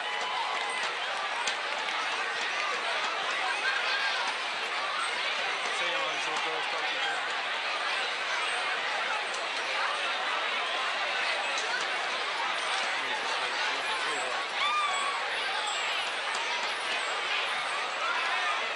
Hey, Pete, doggone good crowd for a Thursday night. What's that? Where's she? She. I don't see any stars. Pete, is that bright enough? Is that bright enough?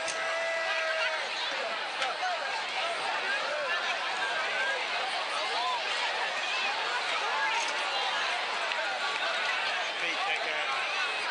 Whoa! I gotta tighten your camera. Take that. Yo, you're fine. I'm watching it.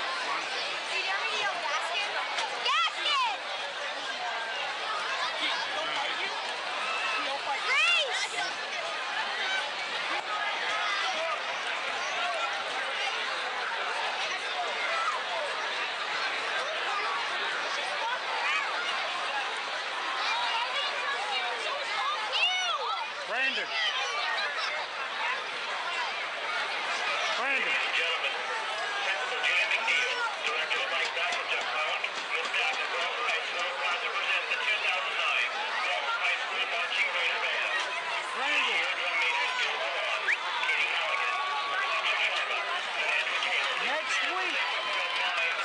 Next week at halftime, we want to interview you at halftime. Will you do it? Great. That's awesome. What's that? What'd you say?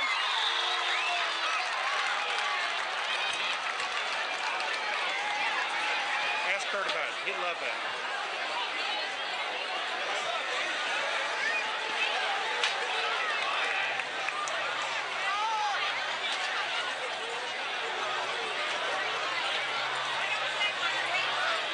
And I can get your physical therapist on the phone. Pete, I'm scratching. You got your volume up? All right. Did you hear what Brandon said he would do the halftime next week? But I mean, tell Kurt.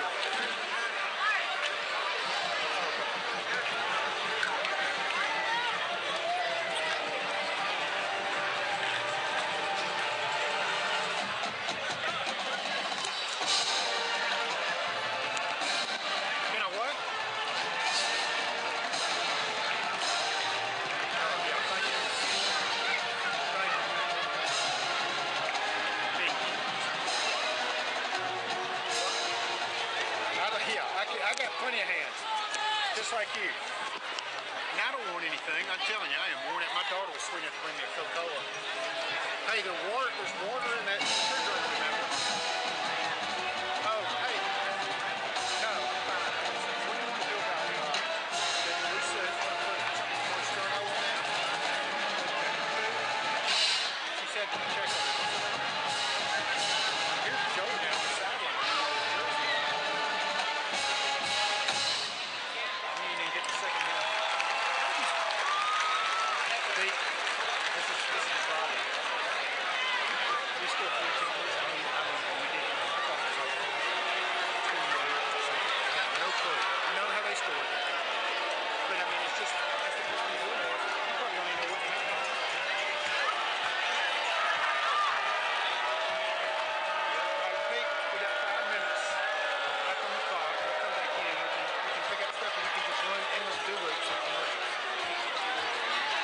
Anybody say anything about down in Greater Valley? They said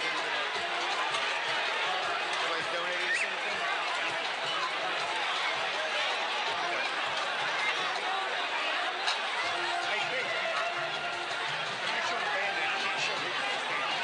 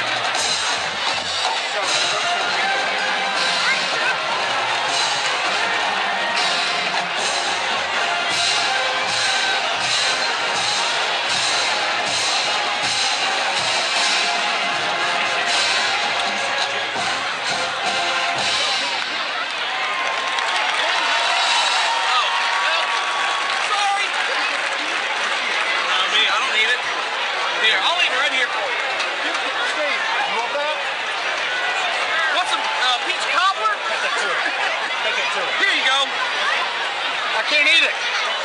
That's the best peach cobbler. What's that?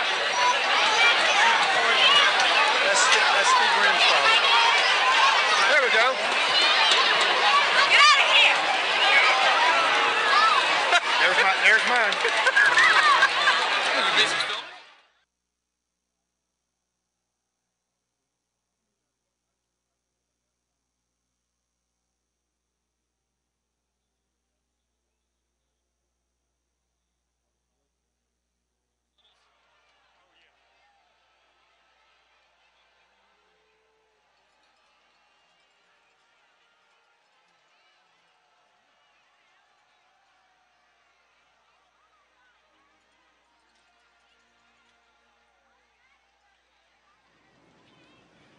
Welcome back to Raider Valley, Raider fans. You've been listening live to the Raiders band, marching band. Let us give you some halftime scores here from around the county. One final, Wesleyan 30, Walker 0. South Cobb 14, Harrison 10 at the half. North Cobb 14, Kennesaw Mountain at the half. Sandy Creek 34, Osborne 0, fourth quarter. Stars Mill 7, Sprayberry 7 at halftime. Hillgrove 28, Decatur 6, halftime. McEachern 10, East Paulding 7.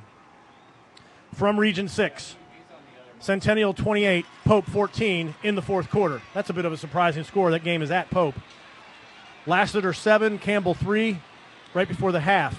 At halftime, surprisingly, in Roswell, Roswell 0, Kell 0.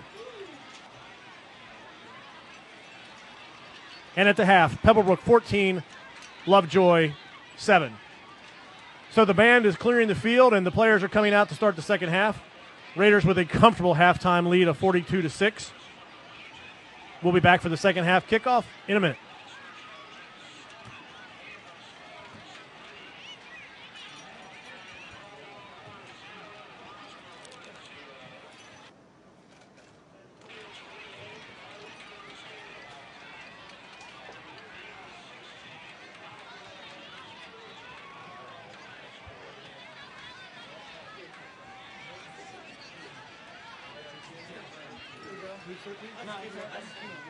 Have a seat. No, that's fine. You can sit here on my lap.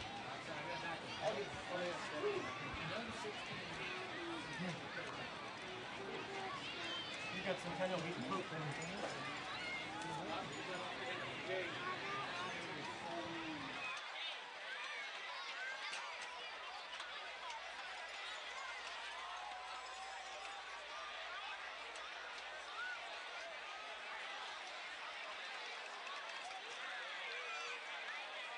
Raider.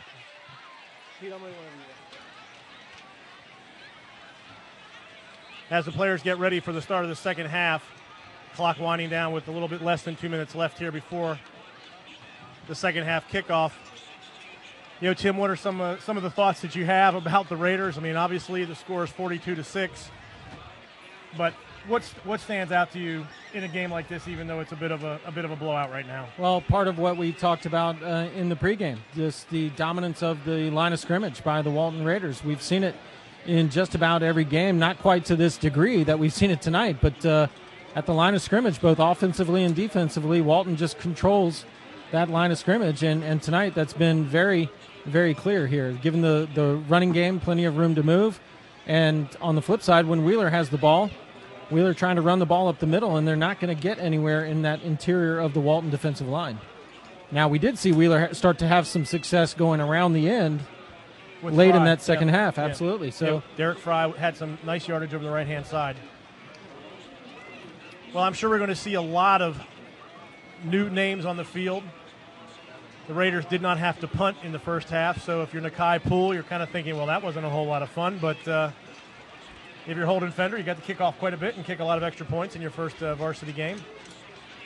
I'll tell you what, for a first appearance in a varsity game, a very impressive performance by Holden Fender, and you know, that shouldn't be lost in what all has gone on here tonight is the performance by him. Every kickoff has been a touchback and perfect on extra points. Jacob Blazer, the Walton Raider captain, out for the start of the second half. The Wildcats will receive the second half kickoff.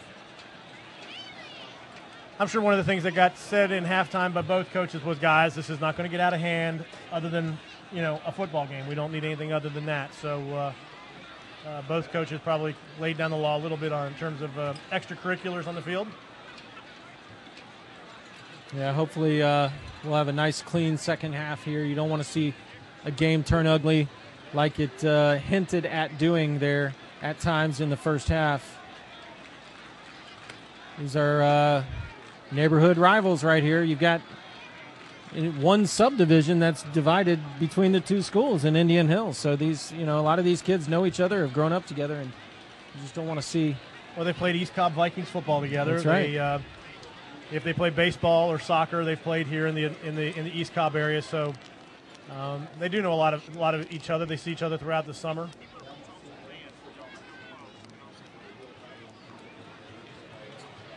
Like to offer a couple of thanks out there to Bob McLeod, our cameraman down on the field. Our producer, Pete English, of course, producer extraordinaire. Tell you what, the job that those two have done getting this whole thing together, it just, I wish people knew the whole story, the background story behind what has gone on to get this whole Raider TV thing together here. I know Bob, in particular, spent several hours on the roof of the gym getting poured on, had his cell phone destroyed the other day. I crawled through some poison ivy under the stadium, laying some wires. That was exciting. That was a good time. So our opening kickoff here in the second half, number 98, senior Tim Rusler will be kicking. Tim, a right-footed kicker for the Raiders, has been doing most of the kicking duties along with Zach Miller here early in the season. Hamilton and Fry deep for the Wildcats. Rusler has a high kick coming down at the 1-yard line. Picked up by Fry. And Fry is going to be tackled at the 12-yard line by number 11, Jim Hogue, for the Raiders.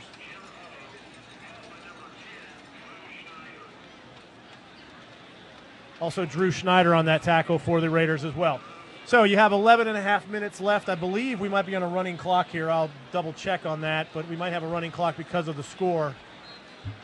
Raiders leading 42-6 here at Raider Valley. Raiders have that starting defense out for the beginning of the third quarter, but I suspect we'll see that defense leave the field here soon and begin resting up for the Alpharetta game next weekend. Bryant back at quarterback for the Wildcats, running a wing T formation, handoff inside. No gain. Just not going to get anywhere going up the middle against that Walton defensive line. Number 99, senior Brad Noble on the tackle for the Raiders. Walton needed a game like this, Kurt. We talked about the nail-biter in the opener, winning in overtime by 1 point against Norcross, and then the last 2 weeks getting behind by 16 points and 17 points respectively to Kell and Campbell. It's nice to have a game like this, an easy one that you don't have to worry so much about. So it'll be second down and 11 for the Wildcats. Ball at the 11-yard line. Toss pitch to number 2. He's tripped up. He gains a couple. That's number 2, Brian Hamilton. Tackled by number 84, Chris Mooney. Gain of 2, we'll call it third down and 9.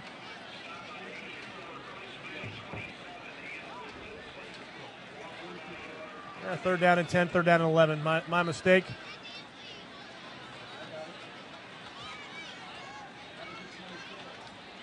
Well, looking down at the Walton sideline, Joey Windler has his pads off, so I would suspect we'll see a healthy dose of Bradley Kilborn here in the second half. I think that's good news. I think that good news from the perspective of getting Bradley some reps. I know in our interview with Trip Allen this weekend, Joey's taking a lot of hits, so maybe getting him a little bit of breathing time will be a good thing for the Raiders. Derek Fry is still playing hard for the Wheeler Wildcats, and Derek struggling for yardage there on another toss to the left-hand side. It'll bring up fourth down. You got to love that effort, and I'm sure Coach Flugum loves it. Seeing that by Derek Fry, despite the score here, you got to keep fighting. Game is not over yet, and you don't want to have your effort, diminish.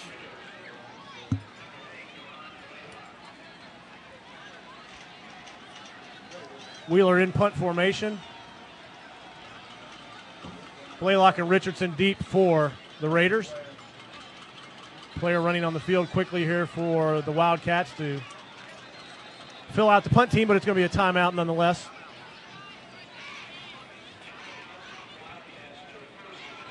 Number 71, Kelvin Ophi, the kicker for the Wildcats. Tim, the Wildcats were 0-10 last year. They're 0-3 this year and look to be going to lose this game.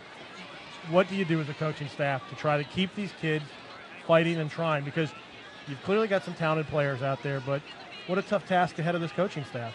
Well, you're right. It is tough, and that's the million-dollar question, Kurt. I don't know. I mean, you just got to try to keep sending that positive message and try to get these players to believe and buy in to what you're preaching. And I just can't imagine what these kids are going through. And you mentioned the player for Wheeler just a moment ago, number 13, Derek Fry, continuing to give effort despite this lopsided score here in the second half. And that's something to build on is maybe he, points out the effort of Derek Fry to the rest Short of the team. punt comes down and is picked up by Dakota Richardson. Is that 8? Darren Blaylock for the return by the Raiders. Deron Blaylock with the return. I have to make sure I get Deron's name out there because his grandfather watches our games from Colorado on the internet. So I think he was our first subscriber. I think you're going to find that this is going to become very viral, where the news will spread that these games are available online, and the viewership is going to just grow exponentially. Despite the efforts of Burns and Schreiner. So you're right, Bradley Kilborn is in at quarterback for the Raiders. Raiders 1st and 10 ball at the 30-yard line. The Wheeler 30-yard line. Hand off to Andre Joaquin. Joaquin is going to take that in for a 30-yard touchdown. Walton Raiders. Well, one play, 30 yards. Andre Joaquin, second touchdown of the night. Really happy for that young man. You talked about the first touchdown of the season by Rodney Kazibwe. I believe that's number 1 for Andre Joaquin, and just great to see, like I mentioned, great to see him back out on the field after that injury in the opening game of the season last year.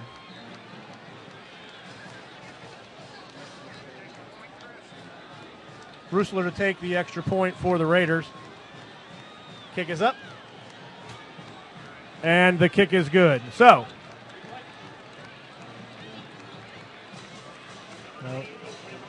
with 7:41 left in the third quarter, Walton Raiders 49, Wheeler 6, and here you see Andre's run here in the replay. He has deceptive speed. Yeah, he sure does. When you look at him and you look at Andre, you think, okay, here comes a bull right at me. But terrific speed when he gets to the corner. And, with he and Kyle Vorster and Rodney Kazibwe, 3 terrific running backs. You put Windler in there. And then, Bradley Kilborn, we saw with his 1 touchdown pass, he makes time in the pocket. He's not going to scramble maybe like Joey does, but he's going to find that receiver downfield. This is looking pretty good for the Raiders right now. I'll tell you what, especially and for the future as well, because all those guys, with the exception of Joey, all those guys are juniors, and the hosses up front for the most part are seniors, and if they can get some guys to step up next year, they seem to do it every year. Things look really good for the Walton Raiders in 2010, but we got 2009 to worry about first things first. Well, thumbs up to Tim on that extra point. Tim had a tough week last week on extra points, and his heart as a kicker when you kind of, have some tough plays. So he drilled that extra point, and then the ball promptly falls off the tee. So you can't feel it too much up here, but there must be a little bit of a breeze down there on the field. That's the second time this has happened tonight. Well, we're very lucky that we didn't get the rain that we seemingly couldn't stop having here for the last 3 or 4 days. There's a lot of dew on the field right now. The field is wet, particularly around the sidelines and the end zone, as we mentioned earlier. So Rusler puts the ball back on the tee, and he's going to give it a shot again. driving kick. Great kick by Tim Rusler, and that'll be a touchback. And the Wildcats will take over 1st and 10 at the 20-yard line with the score 49-6. Yeah, they do have that running clock going. So we have a running clock here because of the margin right now during the game. The clock will only stop, I guess, on injuries and after touchdowns or field goals after a score. You know, obviously, it goes without saying the offensive performance tonight is just one of dominance by Walton. But what you really got to like is the fact that the defense is pitching a shutout right now. The points for Wheeler were a defensive touchdown by Wheeler, and absolutely. And Walton has given up some points as a team this year, so this is nice to see by their defense. Bryant with a pass. There he is, Derek Fry, wide open down the middle. Yeah, that was not a bad pass by Bryant. He had Fry open down the middle, and Derek once again showing some great speed there. And Centavious Bryant, he dropped back. He looked pretty good there. It was a nice pitch and catch, just a little too far. That'll bring up 2nd down and 10, ball at the 20. 6:28 here in the third quarter. Clock is running. Raiders leading 49-6.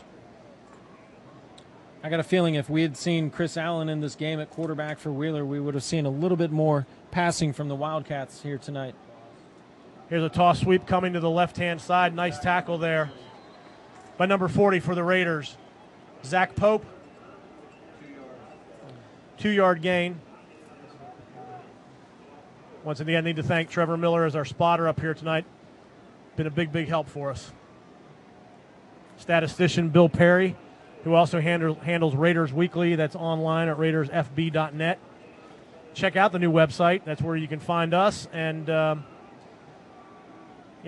work that Bill does as the historian and the statistician of Walton football is just a terrific thing, and you can bring your Raider Weekly with you every week to the game. In fact, we're using them up here. I mean, he does a phenomenal job with the Raider Weekly. I mean, you can't be more prepared as a fan for a football game. Bryant back to pass, and he is met by the front four of the Walton Raider defense.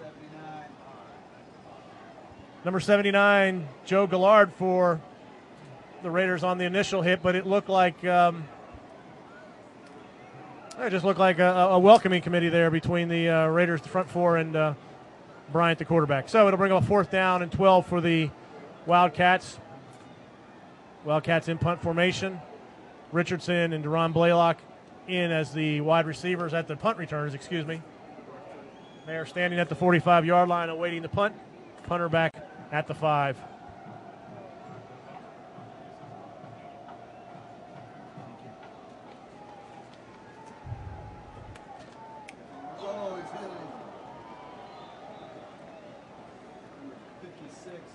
Hard hit there by the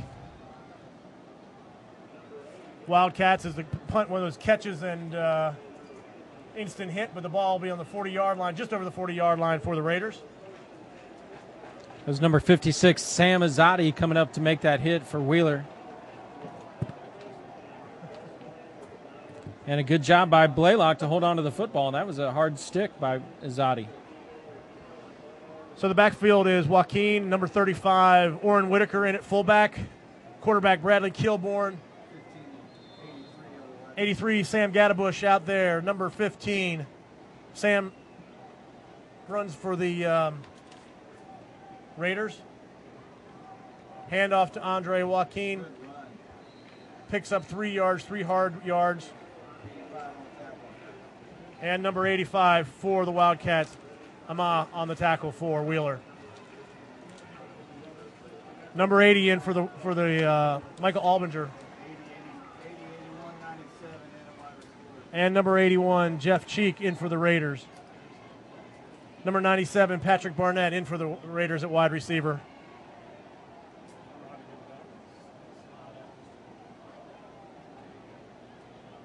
.335 here in the third quarter. Ball on the 37-yard line, 2nd and 7. Michael Albinger, the running back for the Raiders. He picks up a couple of yards. They'll make it 3rd down and 6 for the Raiders. Well, you said it, Kurt. We're going to see a lot of new faces here in the second half, and we've been giving them to you as we can. I'm trying to get the numbers for all the hosses up front. We got a whole new offensive line in there as well. A couple of them, Matt San Nicolas, Ben Burley, Matthew Rooks, all in the game now for Walton.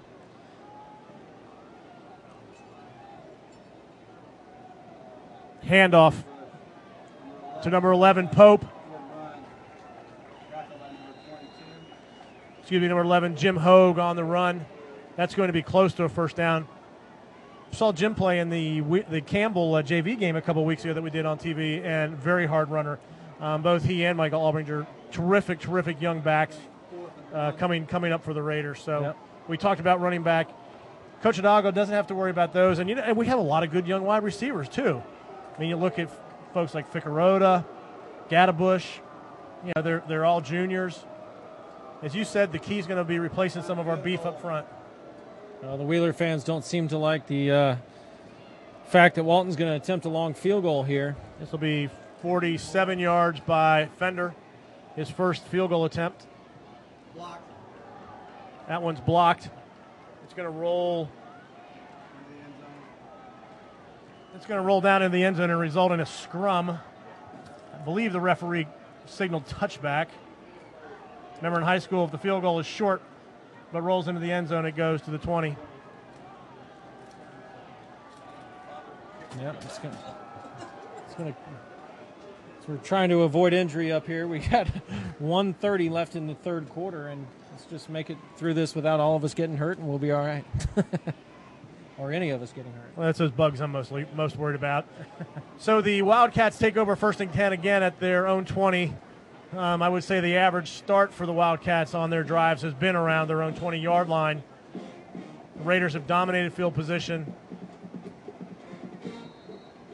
Starting to see some clean jerseys out there from the Wildcat side of things as well.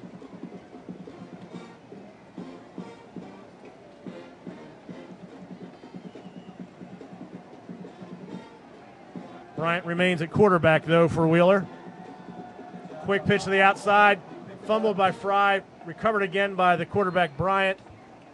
They're going to lose close to 12 or 13 yards on that play. Cody Allen, number 36 for the Raiders on the pressure. That pitch by Bryant was a little low and inside. And a tough pitch to catch for the running back. Bryant did a good job getting back on top of it, though. So we've got 2nd down and long, 2nd down and 23 for the Wildcats. New players in on defense, Dakota Richardson playing right quarterback. They might not get this play off. Inside handoff to number 2, Brian Hamilton for Wheeler. That's going to end the third quarter. Number 8, Blaylock. Deron Blaylock on the tackle. Gain of about 6 or 7 yards, moves the ball back to the 15. So at the end of the third quarter, your score, the Walton Raiders 49, the Wheeler Wildcats 6. You're watching Raider football and Raider Vision Gamecast live on Raider TV. We'll be back for the start of the fourth quarter.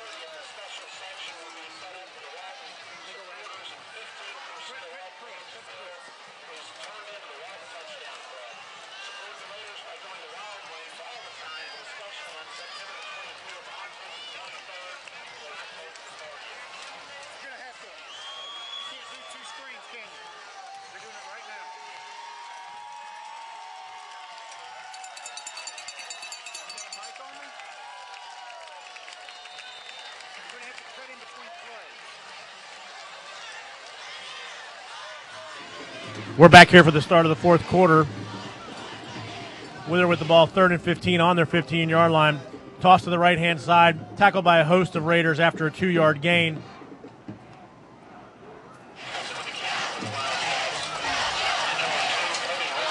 Brings up 4th down and 12 for the Wildcats.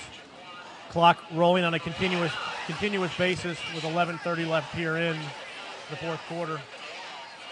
The Wildcats move into punt formation. Kurt, one of the big differences between these two programs is just the sheer numbers. You look at the players on the Walton sideline, the sideline's almost full. Over there on the Wheeler sideline, they may have maybe a third the number of players Walton has in reserve. One of the things that Mike Travis talked about in his discussion is how important the junior program is. And I can remember when my oldest son played for Walton, it was one of the years that we were with.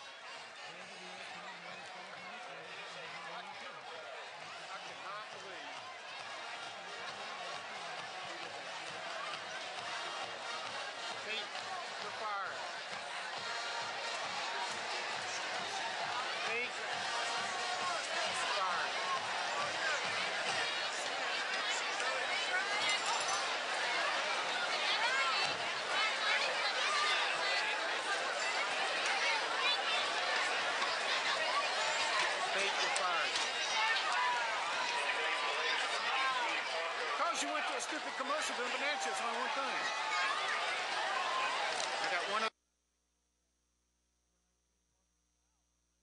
Quarterback, son of our cameraman Bob McLeod, is going to be out there.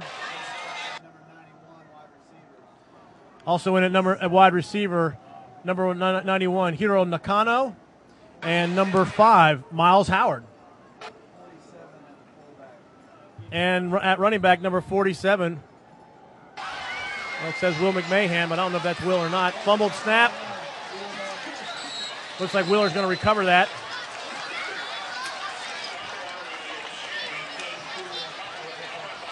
Well, you see that a lot when you get a new quarterback in center.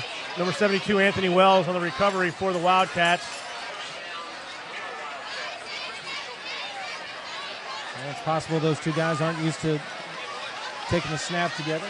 Well, the other thing, Tim, is it's 49-6, and the seniors and juniors have had lots of playing time. But when you're a 9th grader and you're out there on the field, these lights are very bright. The stadium is pretty big, and this is why you love to see them get this kind of playing time. I mean, we said it over and over again, but I can remember hearing Paul Johnson last year at Georgia Tech say one of the keys to developing your program, and I'm not a Georgia Tech guy, but having some big winning margins. They're already over here on the sideline working on that snap. As soon as they came out of the game, they started working on that snap. So Bryant still in at quarterback for the Wildcats. Throws it deep to Derek Fry. Ball is tipped around. And it is caught by number 13, Derek Fry. We have to see a replay of that one. Flag on the play. Way back at the line of scrimmage. Oh, that's not good. Replay, this is starting to look a little bit like the Bengals and the Broncos on Sunday. Quarterback for the Wildcats. Effort by Derek Fry to stay with that ball. What an unbelievable catch. It fell right in his lap. I believe the call was an eligible receiver downfield. So that'll push the Wildcats back, despite the effort by Bryant, the quarterback.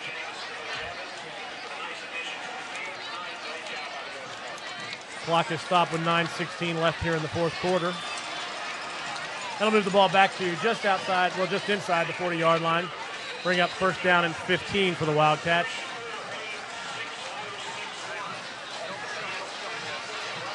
Folks, if you're enjoying the broadcast live or if you're listening to it on demand after Friday night, please tell your friends.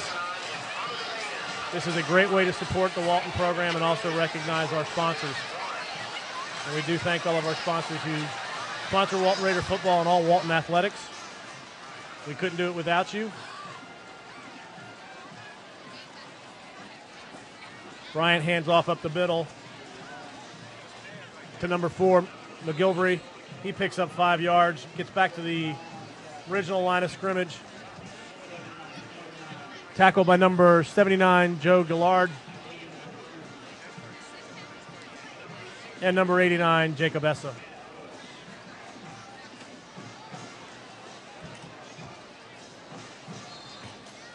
So brings up second down and 10 for the Wildcats.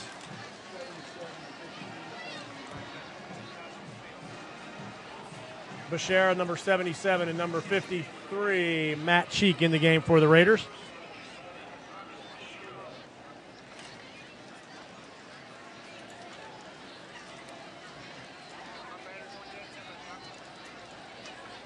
Brings up second down and 10 for the Wildcats. Ball on the 45-yard line, their own 45. Clock rolling with 7:40. Handoff up the middle to McGilvery. He picks up 2 or 3 yards for the Wildcats. It'll bring up third down and 8.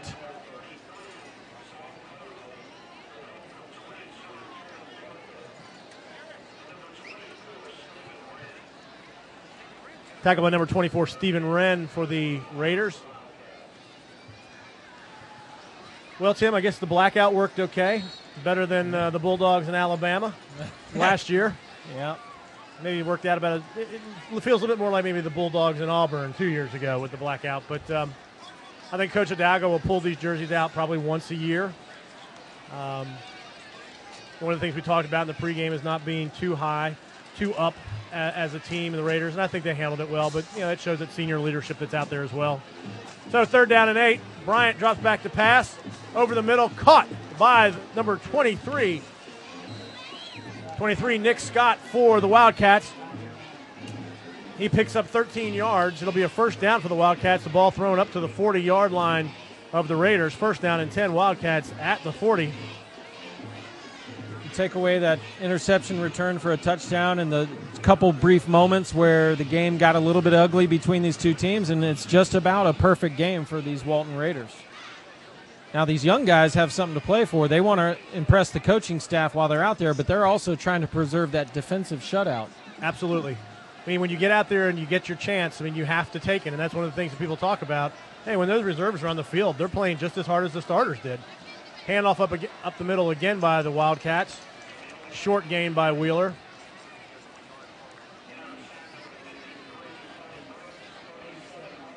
Number 37, Coleman Travis, Mike's boy with the tackle. Gain of 2 yards. It'll bring up second down and 8. Ball at the 38-yard line, we'll call it. One thing about the field, one thing about Raider Valley is it's held up well tonight. And, in a conversation that we had the other day, it does look like if things continue to proceed according to plan, and given the economic situation today, who knows what that means, but that we will probably turf the field in the summer. As both a football and a soccer parent, I've got some views on that, but it'll bring up second down and 8. Bryant rolls out to his right, throws downfield to Derek Fry. That ball is picked off by the Raiders. Picked off by number 22, Kevin Bartlett, defensive back for the Raiders. Great job by Bartlett going up and catching that ball at its highest point. That's what they teach the defensive backs, is you go up and get it at its highest point. And Bartlett executed that to a T right there. You're going to see the replay right here. Yeah, Fry was open for an instant, but Kevin got up there and grabbed that ball and brought it down. Great catch. If you look at Raider Valley during the fall, it's in great shape. But looks like we'll be getting the turf next summer, and we play in a lot of turf fields, so I think the kids are used to it. McLeod with the handoff to number 11. Jim Hogue. Well, they successfully executed that snap from center, and they were working on it after that fumble. They came over to the sideline and started working on it right away. Well, I think Parker probably came over to the sideline and said, well, I didn't feel very good that one play, so let's see if we can stay out there. And, Jim Hogue is cousin, I believe, of Zach Hogue, who was the outstanding outside linebacker for the Raiders in 2007. So keeping the tradition in the family. So the Raiders have 2 wide receivers to the left. I think we're going to have an illegal substitution or too many players on the field. Just under 4 minutes left here in the game. 3:51 left in the fourth quarter with the score. Walton 49, Wheeler 6. Remind all of our fans that Willie's has decided to stay open late for the Raider fans after the game. And, we talk about tradition, Tim, but, I guess that some of the proof is in the pudding in terms of the players that we put through to the next level. Yeah, you talk about putting players on the next level. According to the Georgia High School Football Daily, 26 former Raiders listed last fall on college rosters. Only 2 other schools in the entire state of Georgia have produced more college players during that span, and that's Westlake and Buford with 33 and 31. So Walton is churning out the college talent year after year. Deron Blaylock on that last carry picks up good yardage and makes it 3rd down and 1. The ball at the 18-yard line. Well, you look at the Walton kids. I mean, they are very athletic, but the academics at Walton play a big part as well. I know that when coaches recruit these kids, they love those GPAs and they love those grades. Fumble on the play, but it looks like the Raiders got it back. I don't believe they got the first down, so we'll see our first punt of the night, right, for the Raiders? Now we know there's going to be a couple more players after this season that we know of. Kyle Westman committing to Vanderbilt and Brandon Burrows committed to Georgia. There's going to be a few others in addition to those guys. I'm sure Joey Windler will be one that gets a lot of looks. And probably a few others as well. So the tradition will continue once again this year. So Nakai Poole standing at his own 5-yard line for his first punt of the night.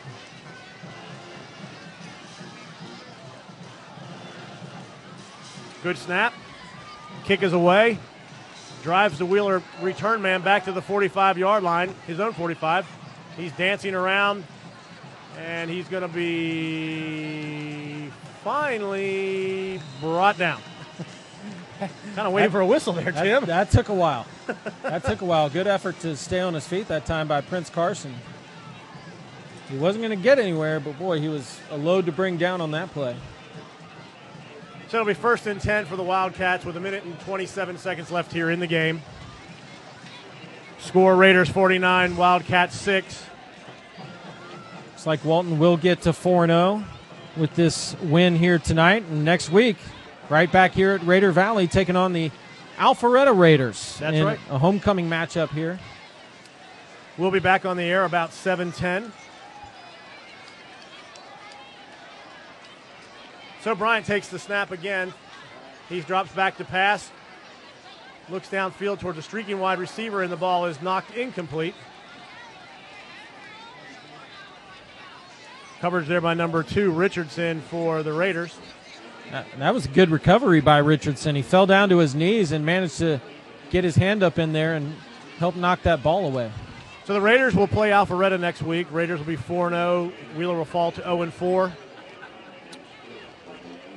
It's going as planned right now.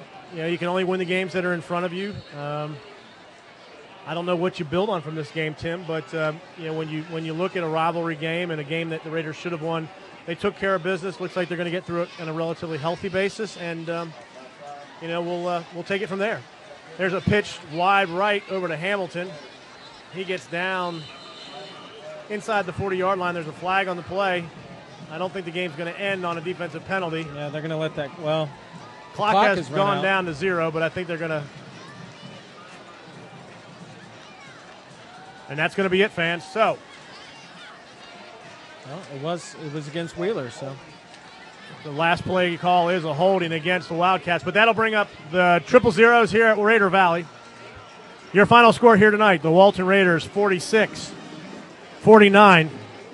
The Wheeler Wildcats 6. And Tim, I think that looking forward to Alpharetta next weekend. Raiders are 4-0. I think people will start taking notice of the Raiders now from a statewide perspective, but I also think that Coach Hidalgo's happy with what he's doing. I'll win the games that are in front of me. If the people want to recognize us in the standings, that's fine, but all we can do is take care of business here in the region. Well, I'm a believer in the theory that the only rankings that count are the final ones that come out after the state championship game has been played. Exactly. But it's nice recognition for the program if they can get a state ranking. But all you got to do is, like you said, keep winning the games that are in front of you, the next one on your schedule. And if you keep doing that, the rankings will take care of themselves. Well, fans, we appreciated having you here tonight, and I hope you enjoyed our broadcast. We'll be back on the air live next week at 7:10 before the Alpharetta Raiders game. We'll have the Rocky Hidalgo Coaches Show at 7:10, and then we'll move into the Raider pregame show before the Raiders kick off against the Raiders. I'd like to thank Tim Burns and Trevor Miller, statistician Bill Perry, producer Pete English, all the cameramen and all the guys up here in the booth. And before we go, I'd just like to say good luck tomorrow, Adam. Go Elon, beat Wake Forest. This is Raider Vision Television signing off for the night.